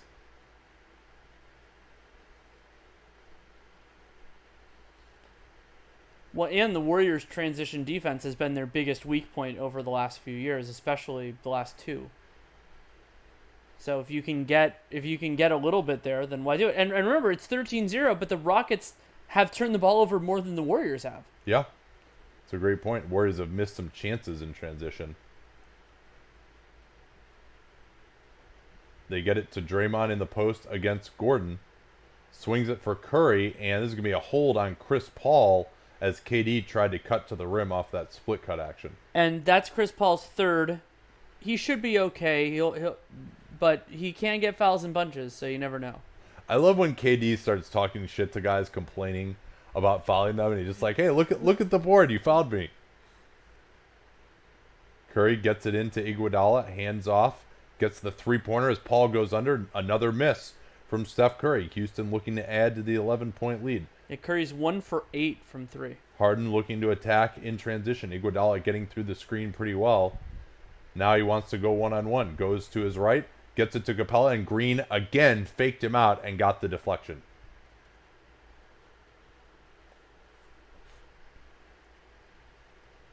Yeah, to me, if I'm James Harden, I'm making Draymond Green leave his feet before I make that pass. 10 on the clock. Iguodala chest to chest with Harden. Green over in the strong side zone. Comes with the double. Harden, tough step back is way off, and Curry rebounds. Here's Thompson underneath Iguodala, but it got deflected by Chris Paul. That was a key play. That was going to be a dunk. Well, and I understand why Clay made that pass, but normally you would see him just take. I mean, it wasn't like Chris Paul's contest there was that threatening. Yeah, he did have the open look. You're right. But he's only taken 1 3 in this entire game and missed it. 22 out of bounds set for the Warriors underneath to Green, but he misses another layup. Tough fader there, but one that, again, you would think that he should make. Here's Paul into the lane, blows past Curry at Green, and they're going to get Curry out top before the foul or before the shot took place. I didn't get a good look at that. Probably going to be a shooting foul, I'm guessing. I would think so. I saw the contact as coming late. Oh, yeah, it is a shooting foul. Okay. Yeah, he didn't dribble again, but Paul misses the first free throw. Neither one of these teams has been great from the line so far, both in the low 70s. 12 attempts for Houston, 18 for the Warriors. And I mean, there are a couple calls that Houston didn't get, but I think that's been fairly reasonable. Well, than those 2-3 shots. Oh, that's right. Oh, that's a good call. Yeah, so yeah, it should be closer to even then. Here's KD guarded by Harden. Thompson off the screen. He's now guarded by Capella, who switched out nicely. Thompson creating space on Capella. Tough fading jump shot over Clint Capella. And that wasn't bad defense from Capella, but the Warriors have generally gotten good looks when they've attacked him. So it's back to 7. I'm sorry, that was wrong. They had the score wrong. It's 10. Harden putting Iguodala in the mix again. Looks to step back. Now into the lane. Goes for the layup. And once again, when he goes all the way to the rim, it looks pretty good. And they're going to get a travel on Curry. Chris Paul came in and caused him to walk. I thought Curry might have given it up in advance before he traveled. It seemed like it was a 1-2 and then pass, so that didn't look like a walk to me. But I mean, it was close. They get it into Capella. They're going to involve Curry in the screen roll. Rivers couldn't corral the pass, but then Thompson goes for the jab step. Rivers blows the layup, though. They go ahead to KD. 3-on-3. KD looks to push it, and he's going to get another foul call on Eric Gordon. We'll see if this is a shooting affair. That one, to me, is very close. Yeah, he did travel. Yeah, it was 1, 2, Good 3. call. It was, yeah, he toe touched that other one. Yeah, it's a good call. Nice job by Chris Paul. Yeah, so they are calling it a shooting foul. So Durant, so he had those 8 points in the first 2 minutes, and then in the subsequent 4 minutes, he didn't score at all. Now Nene is will back come in. on. And really, Houston, impressive that they weathered the storm. They don't really have a suitable PJ Tucker replacement. They did not go with Daniel House at all. They went with Austin Rivers, and they did a really good job. They defended well. They hit some shots. Yeah, Gordon is not a bad matchup on KD due to his strength. And he's got pretty long arms as well. He does. But he can really get into the body of KD a little bit. So with Nene on the floor, watch out for some offensive rebounding potentially here for Houston. Nene has been effective on the offensive glass. Iguodala getting back to Harden. Nene right down the lane. He's going to get fouled by KD, and KD is holding his arm. Not really sure what happened there. Maybe he got hit in the stomach by an elbow.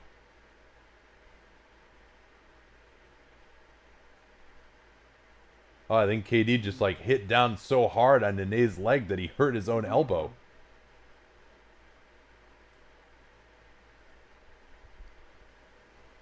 So it's been interesting that the Warriors have not switched Draymond Green onto James Harden hardly at all. They did it once, and Harden drove by him for a layup. They're playing really a more conventional pick-and-roll defense. KD's still working on that elbow as Nene missed the first free throw.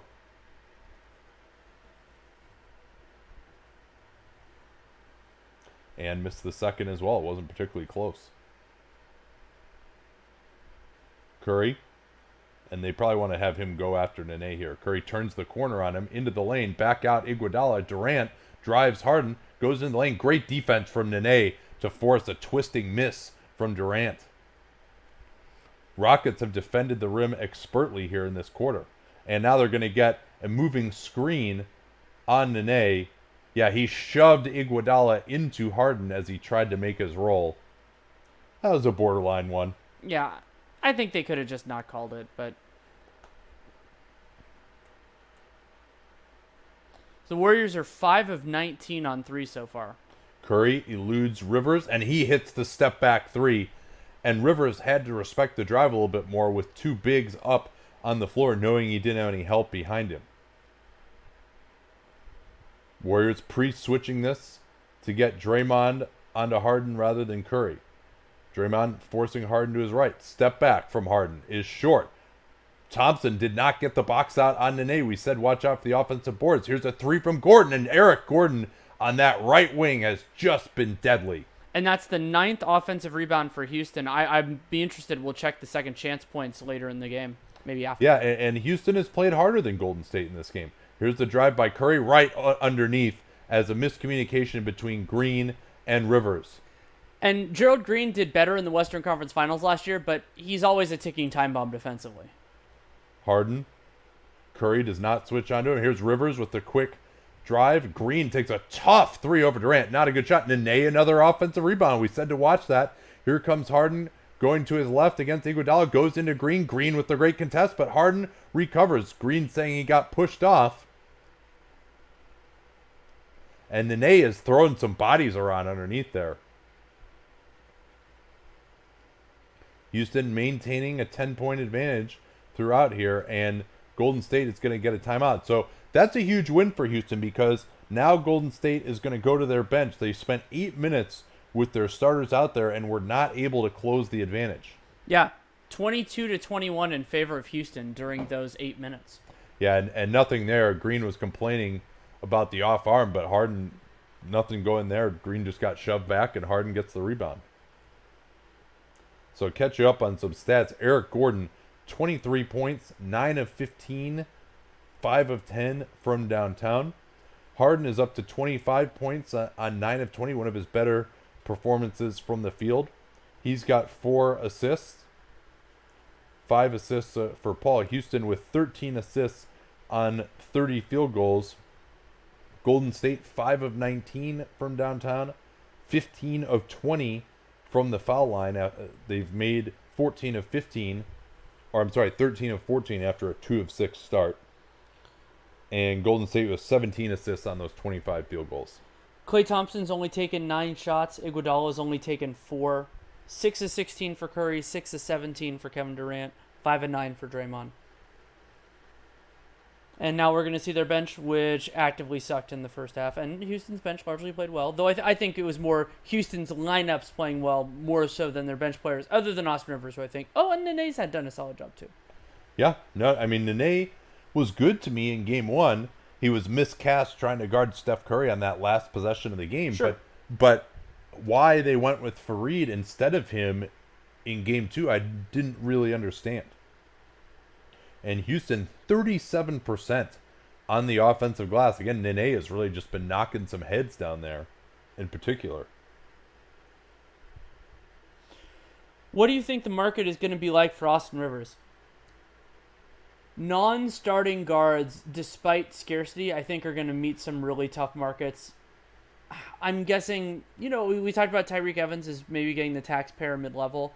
I'd say Austin Rivers is kind of in that range as well. I don't trust him as much with the ball in his hands, but he can fit in well on certain teams.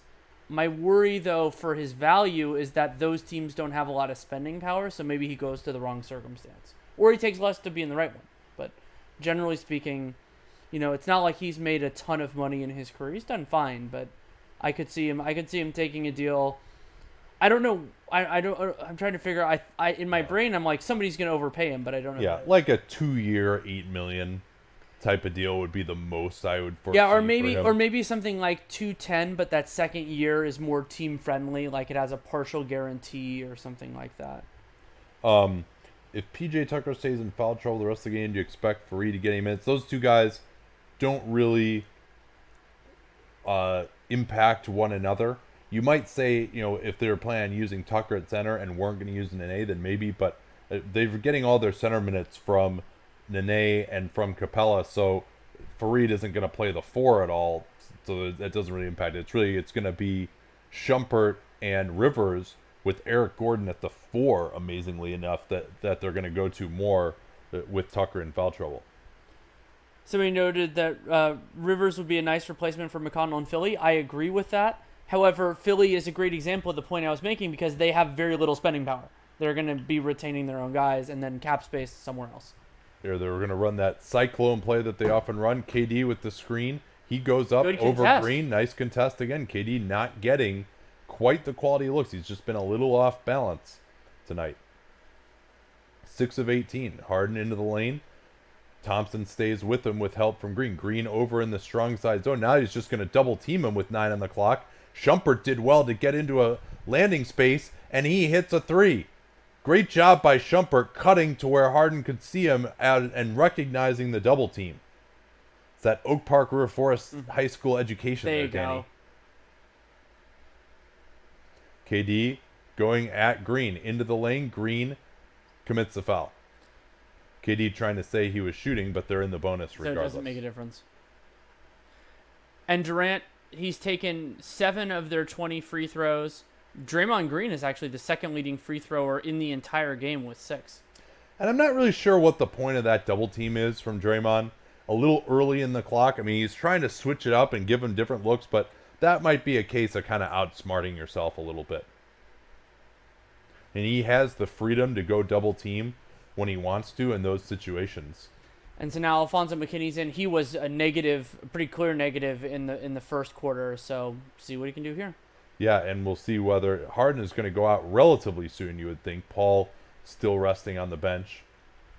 He should come in for him shortly. But Harden got 6 minutes of rest in the first, so he should be available to go most of the way in this half. Here's the screen.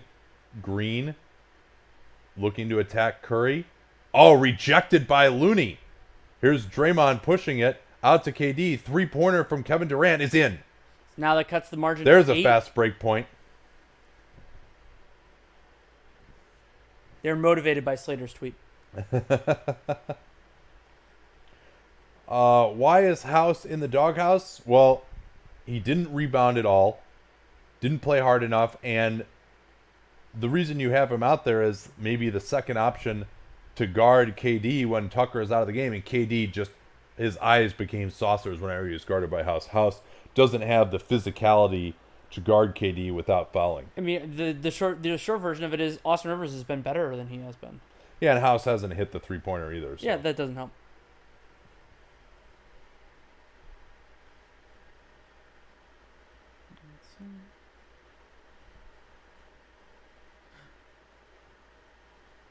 Where is the cat?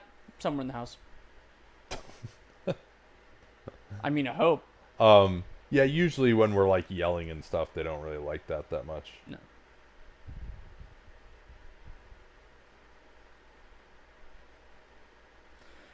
Austin Rivers or Dennis Schroeder? Oh God. I like Rivers significantly more defensively. Oh yeah. And so I definitely like Rivers more on a team that has a lot of good players. On, a team where you're asking Rivers to create because you just don't have any other guys, Schroeder might provide more value. But on those sorts of teams, I wouldn't want to pay Schroeder money, and we're back abruptly. KD trying to deny Harden. Gets through the screen pretty well. 10 on the clock. KD with the step back over... Or, I'm sorry, Harden with the step back over KD. I always screwed that up last year, too, for some reason. Interestingly, Curry and Durant both still on the floor here. Yeah.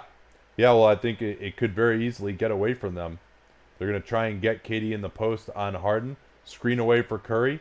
Good job by Nene stepping out without switching, but Curry gets past Rivers and banks it home. Curry has had the touch on those one-handed floaters on the right side of the floor tonight. Yeah. Iguodala is going to come back for another stint here. He did not get one of those in the first half. Harden looks to attack KD again. He got a nice step back on him just before this. Puts him in the mix, looking to step back. Way off to his right. That was not a good shot at all. They push ahead.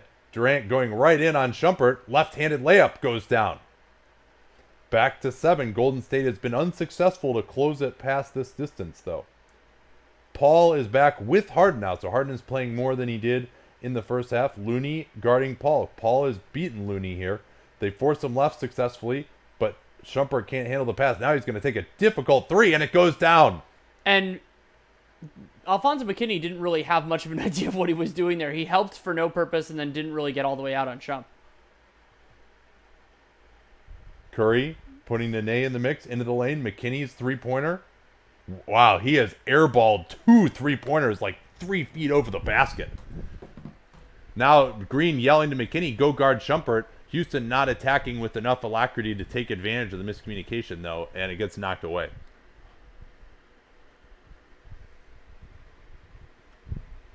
I mean, I don't think this is like terrible defense from No, McKinney. his defense was his bad defense was earlier. He left him for not really any reason. The Warriors do that though, the overhelping to the nail when the guy isn't making any sort of effect. It's one of my criticisms of their defensive system, though they do a lot well. All right, Harden's getting a break now. 10-point game. Paul in the late clock. He's going to have to go against Looney here. Capella rumbles down and he dunks as the shot clock was expiring. Warriors miscommunicated. Now Shumpert almost stole it from Green. Green looking to push it. Finds McKinney down the lane. McKinney lays it in. And I've really liked Houston periodically attacking the Warriors on the inbound. They can be very lax in those situations. Paul looking for the 2-for-1. McKinney. Shumpert just shoved McKinney. Paul missing the 3. Draymond looking to push it. Durant getting a brief rest. Iguodala screens for Curry to get Rivers onto him. Curry trying to get it, denied by Rivers. Now finally sets the screen on Draymond. Gets it back to Curry. Curry has to create on Shumpert. Goes to the fadeaway. Now it's this Green with the three. That was a key shot. Man, I thought Curry had no choice but to shoot it. He avoided the travel, and Green hits a three, an improbable three. Now Rivers has to jack it up, and we'll go into the fourth quarter. Golden State still in contact, down 7, but Houston has had the better of the run of play tonight. Well, not only that, but Houston has the advantage in terms of who needs to rest and for how long, because Curry and Durant basically have barely rested so far, and Kerr is more diligent, zealous about resting those guys than Mike D'Antoni is. We might see Harden play meaningfully more minutes, especially because the Rockets have, it's obvious that this is a must-win game, but taking advantage of it and trying, something I'd like to see D'Antoni do here is go aggressively these next 4 to 5 minutes and try to end it. Because if you can end it then, you don't have to worry about the crazy Warriors comeback and all that kind of stuff. You can get it to 15, 18, and so yeah, play your guys a little bit harder, and then you run the downside risk of if you don't push the margin, then maybe you let the Warriors back in and your guys are tired. But I'd take that risk in a game like this.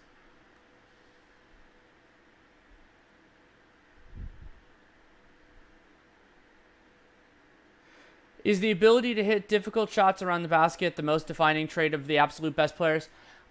I think that's close to it. I would frame it a little bit differently, and that is the ability to create and make shots reliably against capable defenders. So like what Kawhi Leonard's doing, it doesn't always, or what KD does, it doesn't always have to be around the basket. You don't always have to do that. If you can create a mid-ranger for yourself and hit that mid-ranger, it's a huge advantage over the average NBA player. And a lot of these guys can and did that in, let's say, college, but they can't do it against NBA caliber athletes. And so the players like KD, like LeBron, who can do that against basically whoever you put in front of them, that's what makes them special.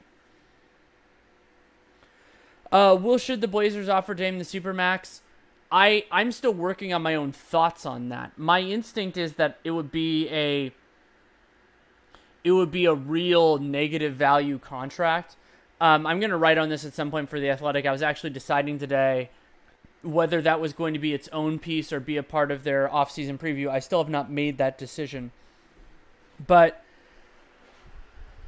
I don't think that I would right now. It's so much money, and Lillard is a wonderful player, but how he's going to age, and we've seen how those contracts can go sour, and it's not like Dame is a wonderful player, he's a fan favorite, but I do not think that his presence, especially like let's say mid-30s or early 32, 33, 34 Dame Lillard, guarantees you like a top 4 seed or anything like that. And if your team is super expensive and you're not one of the better teams in your conference, it's hard to do much.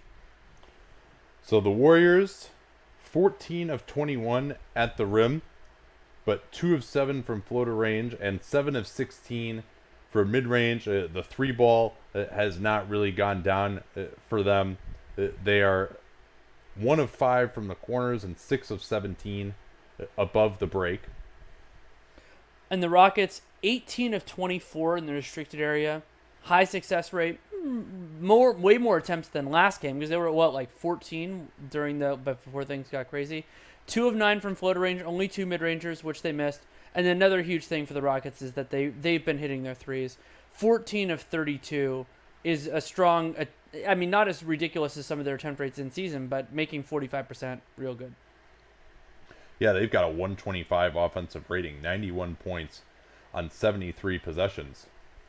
We are back here. They've got the switch of KD on Capella. He steps back for a huge 3, and all of a sudden it's down to 4. As well as Houston has played, KD only about a minute and a half rest.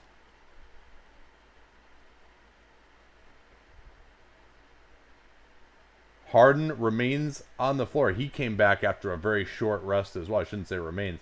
Looney forcing Paul to his left, doing a better job. Another 3 from Shumpert, and that one goes way off.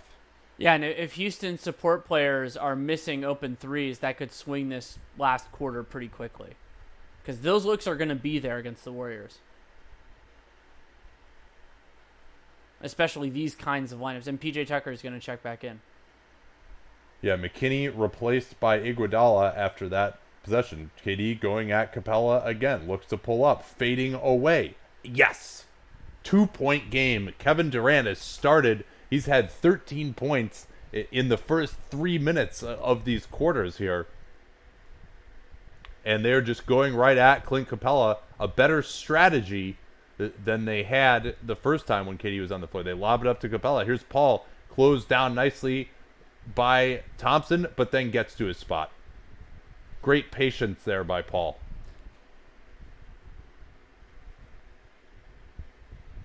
And now they're Same really play again. they're running the offense through Durant. But remember, Oh, Harden actually got through a screen. Did you see that, Danny? I did. Didn't matter. But didn't matter. KD just scores over we'll him see again. what the difference of having Iguodala in this lineup instead of Jerebko. That's the only difference from the lineup personnel-wise that was out there That's last a big night. difference. Here's Gordon, another deep three. That's off, though. Couple of misses now, and Golden State can tie it. KD, they're calling Capella up here. This is more of just a zone look. KD feeling it. Oh, what a start to the quarter from Kevin Durant, and Golden State now leads. Kevin Durant scored 10 points in the first 2 minutes of the quarter. And the Warriors outscored the Rockets 10-2 during that to go from a 7-point deficit to a 1-point lead. Wow. And, I mean, that's just, they came out and they decided we're just going to ISO Kevin Durant at the top every single possession. And I mean, am I correct that PJ Tucker was sitting at the scorers table for that entire time? That's right. To be honest, I don't understand why D'Antoni didn't go back to him to start the quarter. Yeah, and maybe he thought that KD would be out. Maybe that was the thought, and that him being in surprised him. But he should have reacted quicker. Well, and I referenced on the part of the podcast that we recorded, I referenced Kerr talking about using Festus Ezeli in an overtime and then realizing it was a mistake because he couldn't get him out. This was the same kind of circumstance. If you have the wrong guy in the place and you just can't do anything about it unless you force a stoppage by a timeout, which they did. Or they also could have double teamed. I mean, this Warriors lineup doesn't have a ton of other creators. Yeah, I mean, now, granted, you don't want to double team way out on the floor. And he was shooting a lot of these early clock. There wasn't, but they still could have gotten the ball. Yeah, I mean, this is a unit that it's Thompson, Iguodala, Looney, and Livingston. I mean, you could force them to play 4-on-3 with that group. They don't have enough spacing necessarily. But I mean, I'm sorry, when a guy scores 10 points in 4 possessions, I mean, it's more about his greatness than anything that they failed to do. I mean, those aren't easy shots that he's making. They are easier shots than the ones he was taking at points earlier in the game. That's true. Yeah, because they're not into his body. And I like the adjustment to just give him the ball up top, get the switch, and let him attack off the dribble, where if he can just get to a spot and rise up, he's so difficult to contest. When he's trying to attack in the post, they're kind of thick guys can get into his body. We haven't noted that Draymond Green already has a good game, 18, 10, and 10. All right.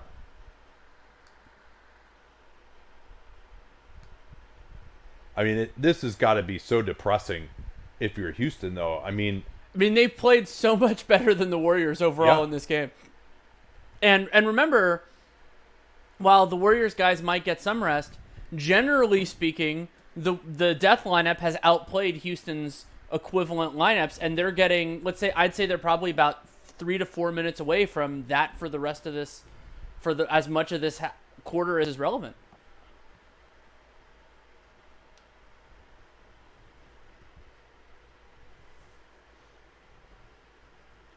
I do enjoy that some of these Warriors bench players, their plus minuses are soaring now, even though it's just Kevin Durant isolations. They did some on defense, but see if we have any good questions. I think it's gonna be back. They just did an ABC promo. And it shall be.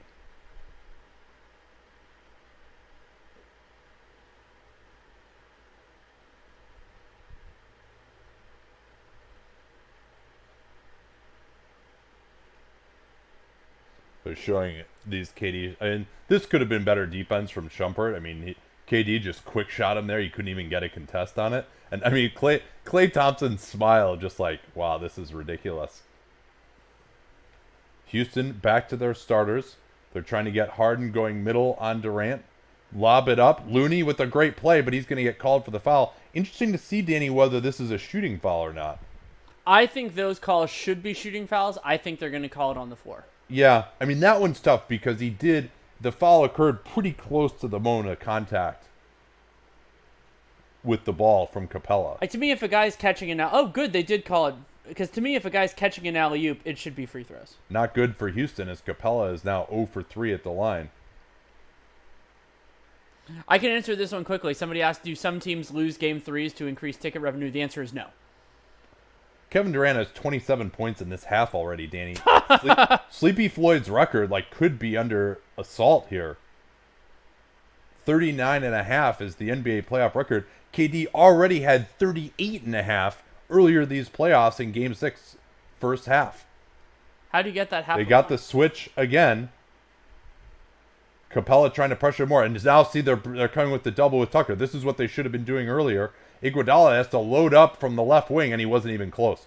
So yeah, they're doing the same thing that Draymond did at times on Harden, getting a guy to the nail to help out Capella behind him. Now Harden driving to his right, throws up the floater and scores. With Draymond Green out of the game, we saw this in Game 2. If Harden is able to get past Looney, the rim protection isn't there. Durant, despite his physical gifts, is not the same rim protector as Looney. Here's Livingston.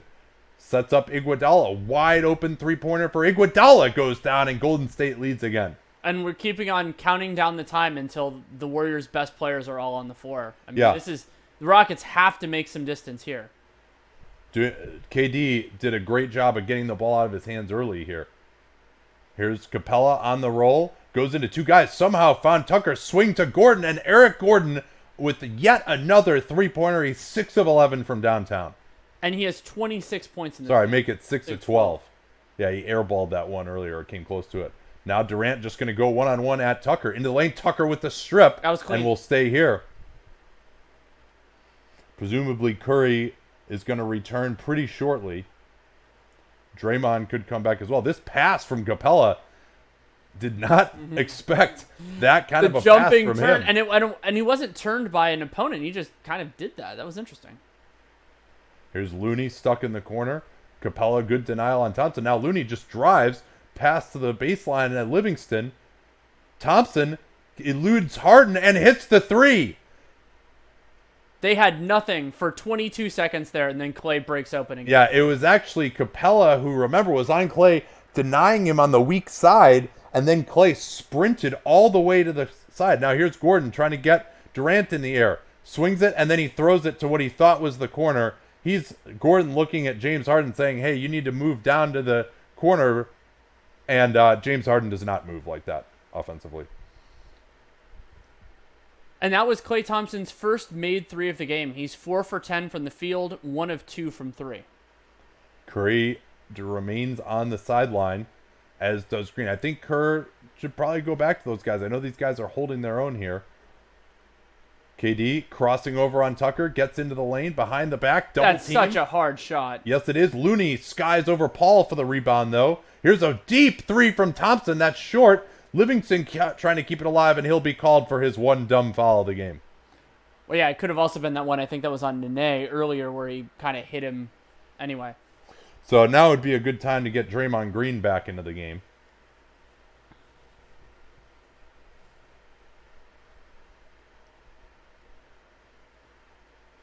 And it looks like that's happening. Yep, Looney will sit. Livingston remains in. No, Curry is back also. So Clay is... Wait, what? I think they have 6 guys on the floor. I think that's why we're getting No, confused. yeah, Livingston just didn't realize he was out. So here we go. It'll be 8 minutes essentially to decide this series now, and Golden State has their best lineup on the floor in a 1-point lead. They're trying to get Shumpert to come screen for Harden. Curry narrowly avoiding the foul call. No advantage gained on that first screen. Harden, one-on-one against Iguodala. Crosses over. Good help from Draymond. This is Tucker at center. Tucker trying to finish inside. Gets stopped twice. Goes to the hook. And one! Great diligence by PJ Tucker there. Just kept on fighting through it and then kind of threw one up there, but got the call, got it to go in. I think this is going to be Klay Thompson called for the foul. Interesting now, this is the first time that we've seen PJ Tucker at center. And yeah, it's got to be, you would think, Thompson with the foul call. And we saw in that drive by Harden with Tucker under the rim, he didn't have the alley-oop available like you would to Capella, so Green was able to offer more help, but Houston was able to recover in the scramble situation. Yeah, and Houston now up to 13 offensive rebounds. There was a pretty blatant hold by Eric Gordon there. Here's Curry guarded by Harden. Thompson off the screen. He's been feeling it, but not that time. Yeah, so Klay Thompson only had one 3-pointer before this fourth quarter. He's taken 3 in these 5 minutes. Houston may have restored order a little bit. They lead by 2. Oh, man, Klay and Curry fell asleep completely. Great pass from Harden. Yeah, that was Klay Thompson. Curry handed Gordon off to him, and Thompson just wasn't aware. Gordon just went right to the rim, and he's an excellent free throw shooter. It's very rare that you'll see Golden State with a mistake like that, and even rarer that you'll see Houston take advantage of it, because usually they're so deliberate. As Gordon misses the free throw. These missed free throws hurting Houston now. Yeah, they're 11 of 19. Warriors are 17 of 22. They missed a bunch early, but they've been pretty clean late. Yeah, I mean, Golden State, 3 guys had no idea who they were supposed to be guarding on that possession. Second free throw coming here from Eric Gordon, and it's good. Now we'll see if they're going to try and get Tucker off of KD. Tucker has stanched the bleeding a little bit. Here's the backdoor. Thompson with the dunk. He beats Shumpert, who was trying to topside him. Great recognition from Durant and Thompson, and it's back to 1. Warriors switching around the backside. Tucker is going to go out into the corner now. Step back 3 from Harden up top. Goes short. KD not really looking to push it. Curry attacking Rivers. Goes at Harden. Missed the layup. Another missed layup for Golden State. Here's Harden. Goes into Iguodala. And that was a foul. That was a foul. Iguodala caught Harden on the arm. And Houston's already in the bonus. That could be important as well. Yeah, another big swing there. Golden State could have taken the lead. Not a good foul from Iguodala as Harden is driving into 3 guys on that play.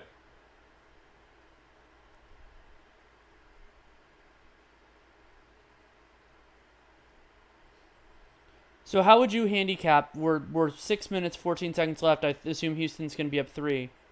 Where do you see this going? We kind of know what the lineups are going to be. Yeah, I think Golden State has the advantage. They got to get back to getting KD his matchup up top the way they did. And now, if they want to double him, that's fine. But I think KD up top is the way to go. And then I think Houston, without Capella on the floor, it's going to be tough for them to score. Here's KD going right through Tucker. And Golden State has had some success bringing everyone up out high so that the help is not available at the rim. Rivers looking to screen for Harden. Now Harden waves him away. Shumpert trying to screen on the backside. Harden is just feeling it against Iguodala. Goes into Green. No advantage gained on that closeout. Gets it back. Double team comes. Harden is way out on the floor. He's going to try to draw the foul and then just throws it away. And a terrible, terrible possession. A one-pass possession for Houston. And a good no call of a kick there because the pass went off at Draymond's leg, but he was just standing there. Yeah, I think time had expired anyway. At that point, Paul is going to come back asking for a little water, but he's still at the table. He didn't get in. Durant has Harden, crosses over into the lane. Iguodala finds Thompson, screens him with his butt. Missed 3, though, from Thompson. Houston clinging to a 1-point lead here. They try and involve Curry on the screen. No screen set. Go back to him. Curry steps out. Harden tries to get his body into him, and now they miscommunicate. And that looked like that was on Curry. What did Curry think that Draymond was going to do there? Yeah, and where was Curry going? I think Curry thought Draymond was getting out there, and Draymond's like, no, just get back to Austin Rivers. And good technique there from James Harden. When Curry steps out onto him, Harden is actually setting a screen for him with the ball in his hands, getting his shoulder into Curry so that then Curry can't get back to Rivers quickly enough. And another open three-pointer cashed in by Houston. 16 of 38 from downtown in this game. They've had a spectacular offensive performance, 126 offensive rating, and they lead by 4. Yeah, and they have a 126 offensive rating despite turning the ball over meaningfully more than the Warriors. That dynamic has held for this game 11-6 in favor of the Warriors, but still they've missed some shots. The Rockets have been better there. And also Houston getting a ton of offensive rebounds. Like my mic batteries died. Oh god. Hey, at least I feel less responsible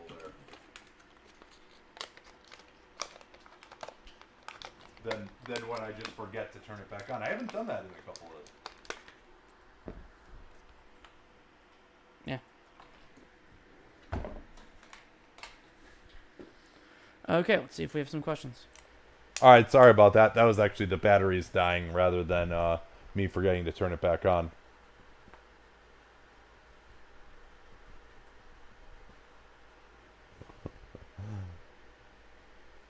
Oh man, you guys missed my best commentary of the playoffs too.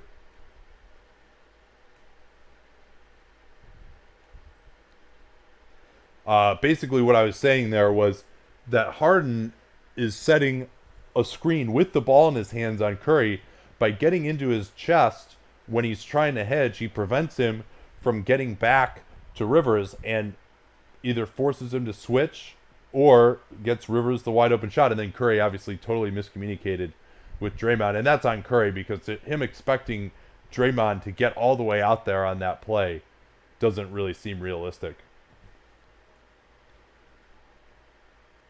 Somebody asked if we think Jokic's play on Cannon was dirty. No, I don't think so. And it's something that Kevin Pelton brought up. He went through kind of like the free throw rebounds. Jokic did the same thing to Zach Collins. And, I mean, I think that's just kind of something he does to try to get the other guy from... He is rather handsy. It's yes. True. So, a few oddities here. Houston winning the offensive rebound battle. 16 of 38 from 3. Usually when they win those two categories, they're unbeatable. Golden State has only turned it over 6 times. Usually when they don't turn it over much, they are unbeatable. But we have a close game, and Houston, I think, has the advantage now with a 4-point lead. I would say that they do, yeah. And for D'Antoni, interesting question. Capella has played well, but he got taken advantage of pretty badly defensively by Durant at the beginning of this quarter. So they're going to stick with Rivers over Capella. I think that makes them worse offensively because they don't have that guy around the rim to hold Draymond, and Draymond can help now much more easily. I think I'd stick with it at least for now. I think they've played better with Rivers on the floor, and the Warriors, they've been conceding shots to other guys, so they can get looks other ways. But it is a tough call, to be sure. They get Iguodala up top. Try the back screen for Curry. Now Green looking to run the split cut action on the weak side. Rockets deny it. Into Iguodala. Fade away over Gordon. Great contest defense again from Eric Gordon. And they covered those split cuts perfectly. No mistakes. Harden matched up with Iguodala again. He's just going to go one-on-one here. Green comes over for the help. Harden creates the step back 2. PJ Tucker beasting Green on the offensive glass. Only Curry saved a layup, but PJ Tucker with the late game offensive rebounding that he is known for. New 14 for Houston. Harden in the corner against Iguodala. Green coming over in the strong side zone. They try and swing it. Green calls Curry over to the corner on Tucker. Gordon looked like he landed and traveled, but regardless, it'll go back to Golden State. Great defensive possession from Golden State there.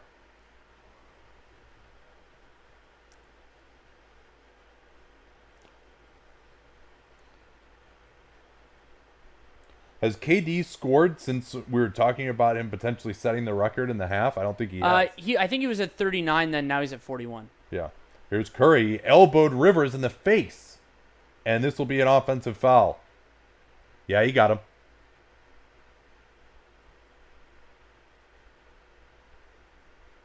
Yeah, that's now Rivers certainly the second stagger part is theatrical, but if he doesn't do that, the call wasn't made until he did that. So more power to him for falling down, and it was a foul.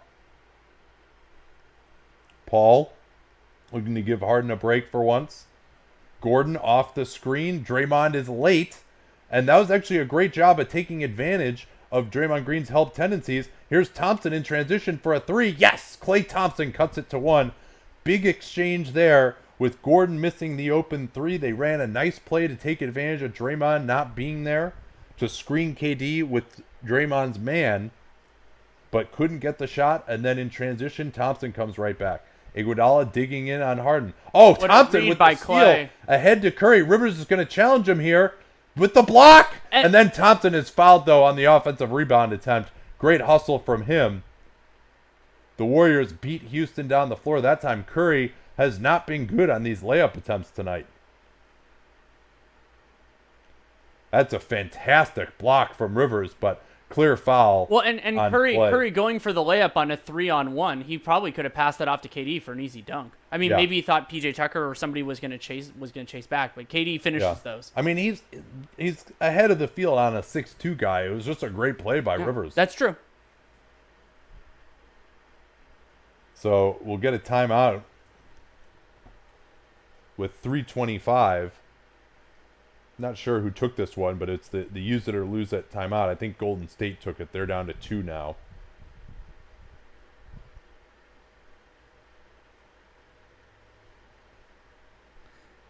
Somebody said Rivers didn't foul Curry. I didn't see Rivers foul Curry on that block. Maybe there was a different angle that we didn't see. But Yeah, it looked pretty good to me. Yeah.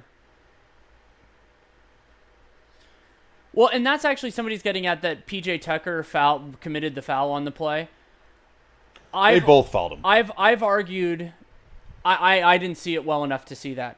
I've argued for a long time that one of the benefits of having an official who basically just watches the TV feed is I do believe there are times that the referees assign fouls incorrectly, and having somebody who can do that, who does not have the job of watching, everything as it's going on, I think they could fix a couple of those, and every once in a while make a difference. That wouldn't be the only job I would have them doing, but it would be something.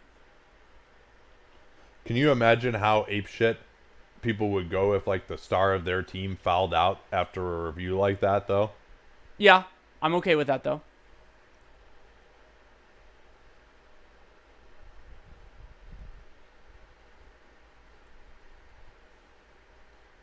So 41 points for Kevin Durant. Thompson will go to the foul line. He can give Golden State the lead here.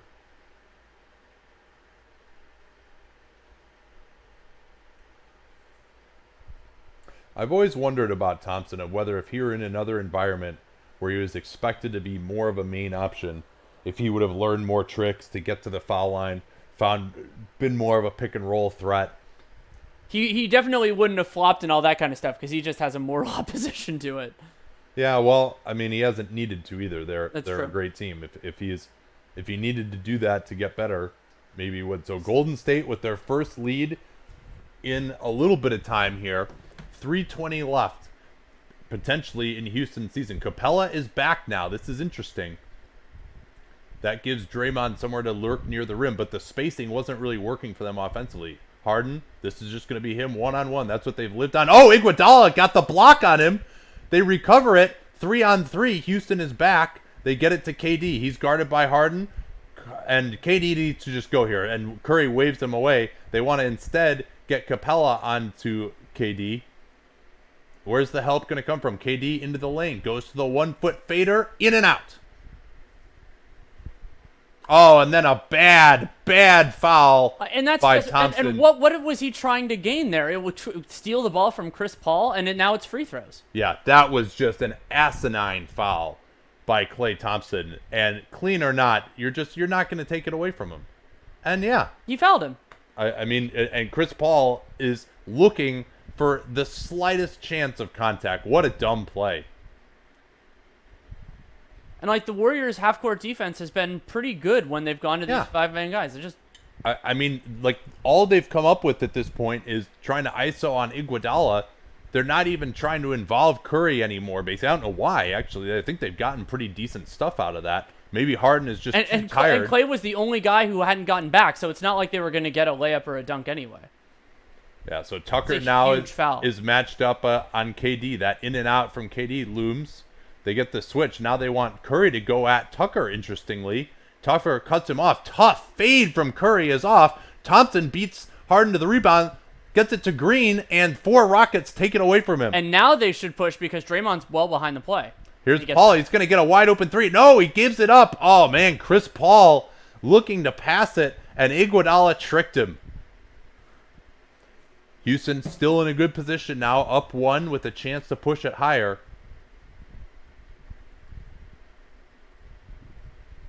Great hands from Andre Iguodala in these last couple of possessions. Now they're going to try and involve Curry. He's guarding Tucker.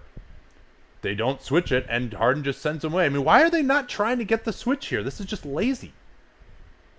5 on the clock. Harden on the drive into Draymond. Floater, not there. Capella misses the tip. Harden can't get a call on those floaters.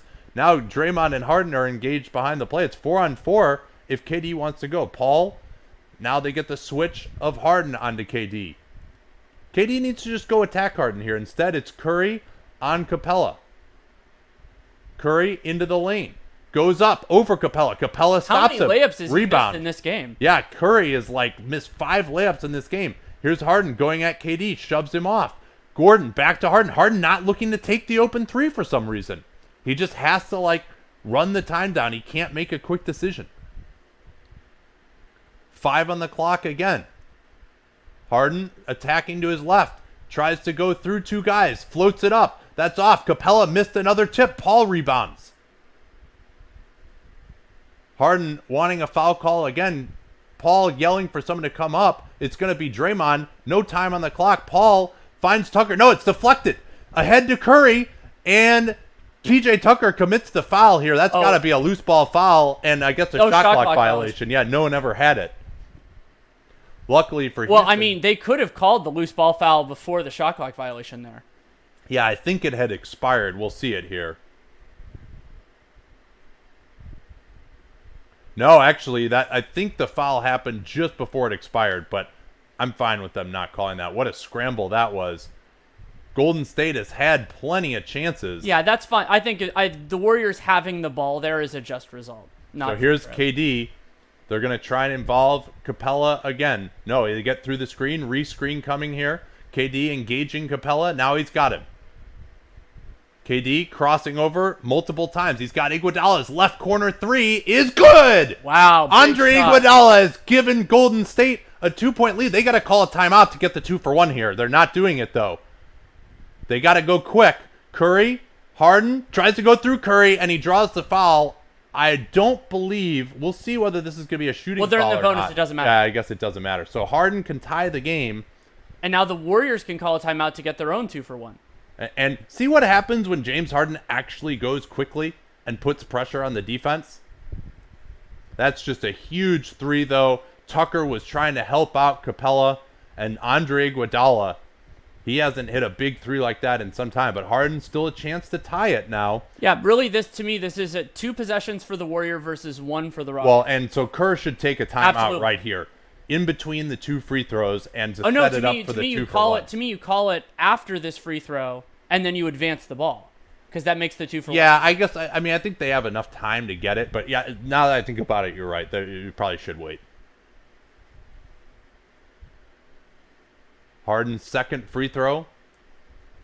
Ooh, just barely goes in. Oh, but they're not calling it. No, they're not. And they're not calling going for the 2-for-1. Durant doesn't push it in these situations. Yeah, no, this is not good at all. They get Harden on to KD. KD looked nice. This is really bad to not go for the 2-for-1 there, I think, with the game tied especially. KD driving on Harden, pulls up, tough shot, not there. Rebound Tucker. They got to get a timeout here? No, they're going to just push it. Chris Paul looking to attack Klay Thompson. Not really an advantage matchup. They're trying to get Curry involved. Thompson gets through the screen. Chris Paul is going to attack to his right. Into the lane. Tied up. 1.5 on the clock. They never got Harden the ball. Man, that was so terrible from Golden State not getting the 2-for-1, though. Really, really bad. And that also would have given them a little bit more impetus to work harder on the offensive possession. They probably would have gotten a better shot in 8 seconds than they did in 24. So here, Golden State can get this tip. They're going to need to call timeout immediately as soon as someone gets the ball. Houston's probably going to try and steal it. Paul, yeah, big surprise. Chris Paul is trying to cheat this. Does it again. And Paul knocks it up, but it's going to go into overtime as Harden's shot is way off, and I don't believe he got it off anyway. That's a good idea, but though if you're the guy who you almost just pre-jump the tip basically, trying to steal it. Now that was a terrible toss, by the way. Paul not the first one we've seen in the last few days. Paul hit Thompson's arm, but yeah, we're gonna go. Can you imagine if they would have called that foul? Yeah. So now I would say overtime favors the Warriors. They can keep their best players on the floor as long as it doesn't go for 3 or 4 overtimes. And interestingly, we would not have expected this. The minute totals are actually in the Rockets' favor. Kevin Durant, 44 minutes. Klay Thompson, 41. Harden, Gordon at 40. CP at 39. Curry at 39. So, I mean, they're pretty close there. And considering the Rockets historically have played their starters a lot more. And remember that PJ Tucker missed basically the entire third quarter due to foul trouble. So, Danny, one thing I'll be watching is this stretch. We saw this last night 4 times. This stretch right at the start of the overtime. If there aren't any fouls called, fatigue can really become a factor because you only get 2 timeouts in the overtime. Both coaches are going to try and save those. And so is there going to be a stretch? Particularly Harden, to me, is vulnerable to this, where you go 4 or 5 possessions in a row at the start of the overtime without a stoppage. Is he going to run out of gas, both with the ball and then doing the switching defensively? Do you think D'Antoni should go back to the small group, or you stay with Capella? I'd go to the small group. Yeah? I think they played better with that group. What's the thinking there? Like, how is that better? I think that it gives the Warriors a less obvious place to attack, and I think Durant has done well enough on Capella. Even though I don't think that's as much of an advantage matchup as the Warriors do, it gives them kind of an offensive focus. They've kind of been bouncing it around a little bit too much outside of that. And then offensively, I mean, I think offensively they're worse without. I agree with you. Yeah. But I think the defensive end is really important for the Rockets right now. Yeah. Yeah, this was a pretty miserable possession by Houston here to not get it to James Harden at the end. I mean, to me, at this point, if you're D'Antoni, you call the timeout and try to set something up, because it's like Chris Paul going one-on-one against Klay Thompson. That, to me, is not at all an advantage matchup. Like, they tried to get the matchup. And I'm sure it's like a pride and ego thing, but, like, coaches need to be more comfortable calling that timeout if they're like, hey, I gave you a chance to do this, and you didn't. Yeah. I mean, all right, if you're going to push it up. And in that situation, too, with the time running down, Golden State's not going to sub. So Capella is out there. Yeah. Yeah, and I think he'll probably be out there for the duration. No fouls really an issue. Curry has 4 as Houston wins the tip. Tucker has 4.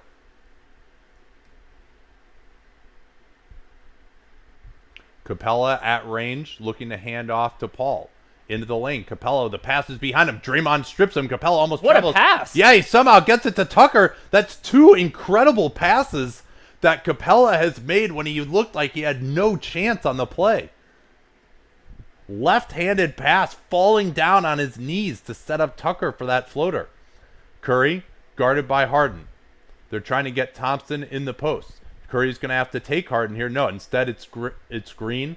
Split cut action. Thompson backdoor. Curry has inside position on Harden, and Harden will be called for what was probably a good foul there, because Curry was going to go in for a layup. Yeah, and that's Harden's 3rd, so he should be fine unless this game goes to like 2 or 3 overtimes. And now Austin Rivers is in the game, so maybe Mike D'Antoni did that like for the jump ball. Well, they know it's a defensive possession. Yeah, that actually is probably part of it. Capella did win the tap, too.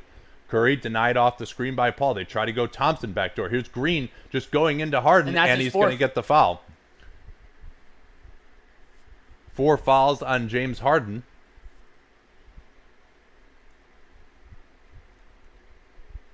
And are they making this a shooting foul? I think they are. I would not have called this a shooting foul.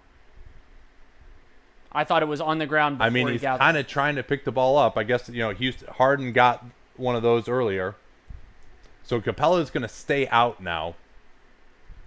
Yeah, so it looks like he did do it more for the jump ball. And, I mean, Yeah. they might end up with an extra possession because of it. Yeah, and then Capella had an assist, too. Green misses the free throw, so Houston still leads by 1. Gordon, as Golden State did not match up, he's just going to try and take Draymond into the lane. Goes to the running hook, left hand. Tucker with the big offensive board. Tucker is going to get fouled. I think he's going to try and claim he was shooting here. He was not. If they give him this as a shooting foul, that is the incorrect call. Yeah, and KD, no box out. Clay, no box out there on Tucker. They did give it a non-shooting foul. They get Gordon to attack Curry. Steps into the 3. Yes! Boom! Eric Gordon, Shot. 4-point Houston lead. Great jab step. Eric Gordon from that right side of the floor has just been on fire tonight. KD crosses over. Great contest from Tucker. Iguodala trying to get the rebound and will stay right here with a loose ball foul on Chris Paul. That's a tough call. I didn't see if Paul held him. I didn't get a good enough angle. So that's a third Houston foul already in the first minute 30 of overtime, but they're not yet in the bonus. KD off the flare screen from Draymond. Thompson slips the pick. Great help from Harden. This will leave Iguodala with the quick release 3, and he's brought Golden State within 3. 2 huge left corner 3-pointers from Iguodala down the stretch of this game. And that was a quick release. Usually he takes forever to load it up. Iguodala having another fabulous game. They're trying to involve Curry. They're just going to have Gordon go at him here instead of trying to get the switch. Gordon lost it, but Curry is called for the foul. And that's his 5th. Yeah, that looms large now. Curry not pleased. See if we can get a replay. And he of does this a lot one. of these like low success reaches. No, they're showing the other play.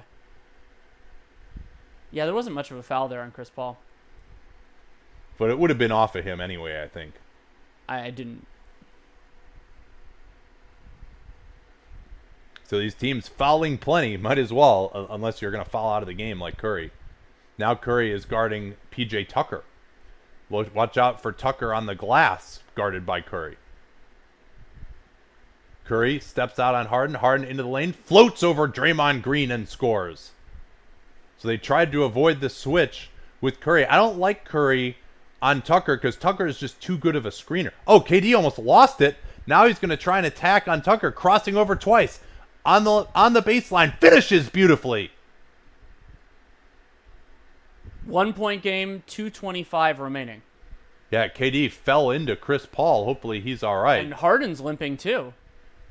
Yeah, see if we can catch what happened to him. Yeah, Harden not looking good for him.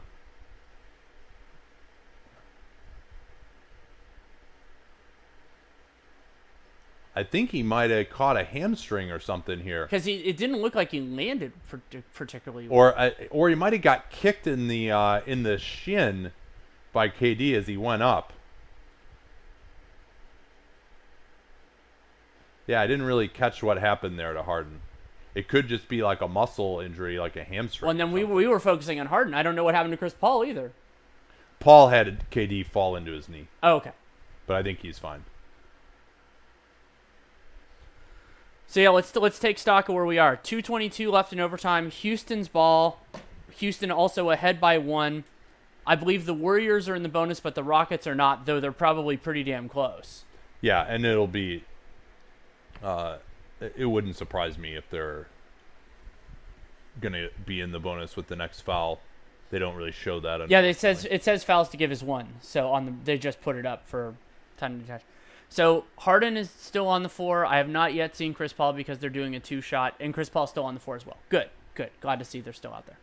Yeah, Houston called the timeout there, one of their 2 timeouts in overtime, so that could loom. if they're in a situation where they need to advance the ball later. But it looked like, Paul is he's not looking too spry there. And we'll see how Harden looks himself. I predict this shot will come with less than 5 on the shot clock. So Curry now is hiding on Austin Rivers again. Green switching on to Paul, forcing him to his left. Paul gets to his right with the reach. Green almost clocked him in the head. Tucker with a beautiful cut past KD, who lost him. Kevin Durant is prone to getting back cut, and that is a really bad one because Draymond Green had Paul bottled up. Double high screen for Curry. Crosses over right down the lane. Missed Blows another layup. Wow.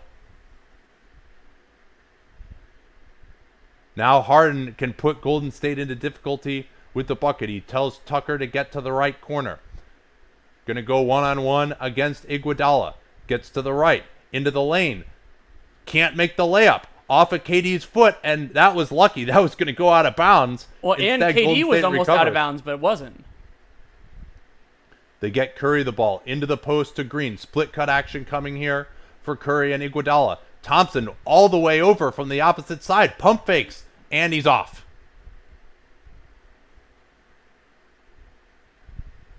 Good look for Klay Thompson, but he was not close. Harden waving everyone away. Now they involve Curry again. No advantage gained on the screen. He's going to have to go one-on-one on Iguodala once more. Goes to the step back. This could ice it. Yes! Game. Wow, what a big shot by Harden.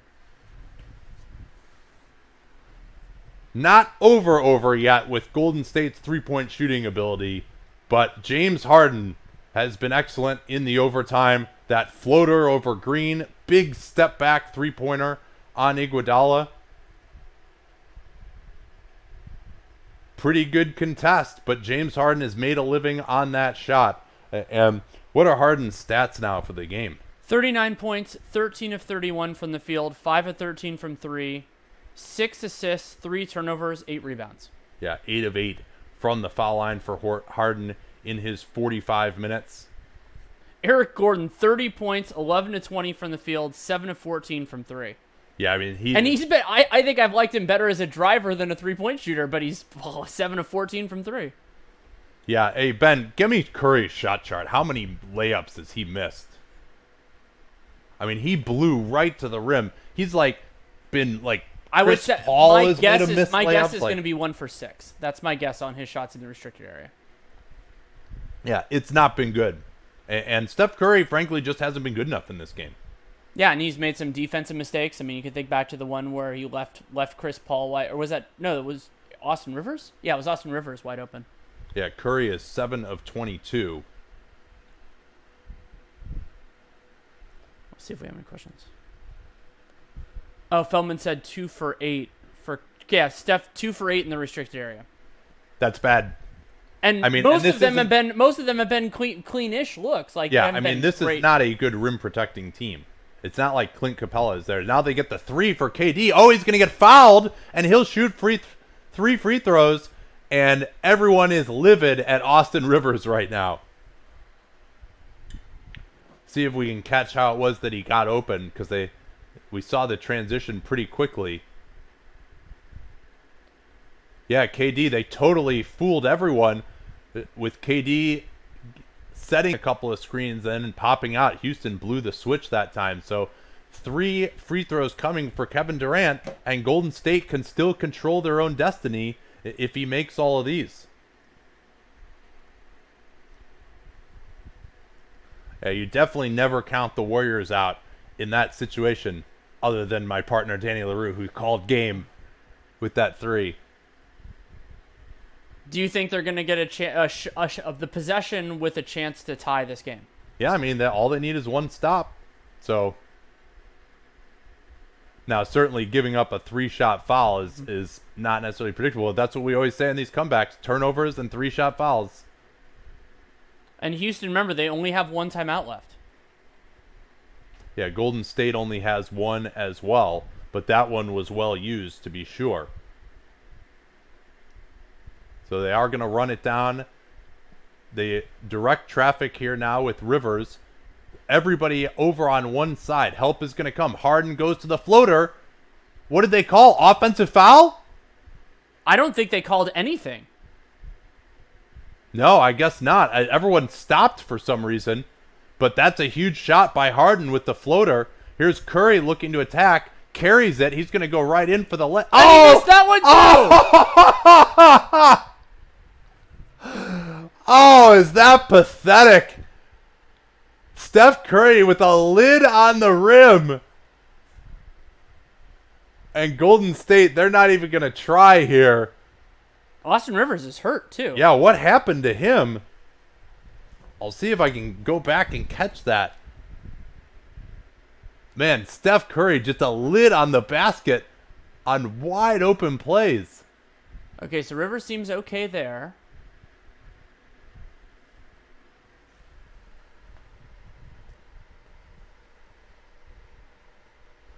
So he was hurt. He must have been hurt before that, but he just walked over and then kind of like told the ref, like, that was weird.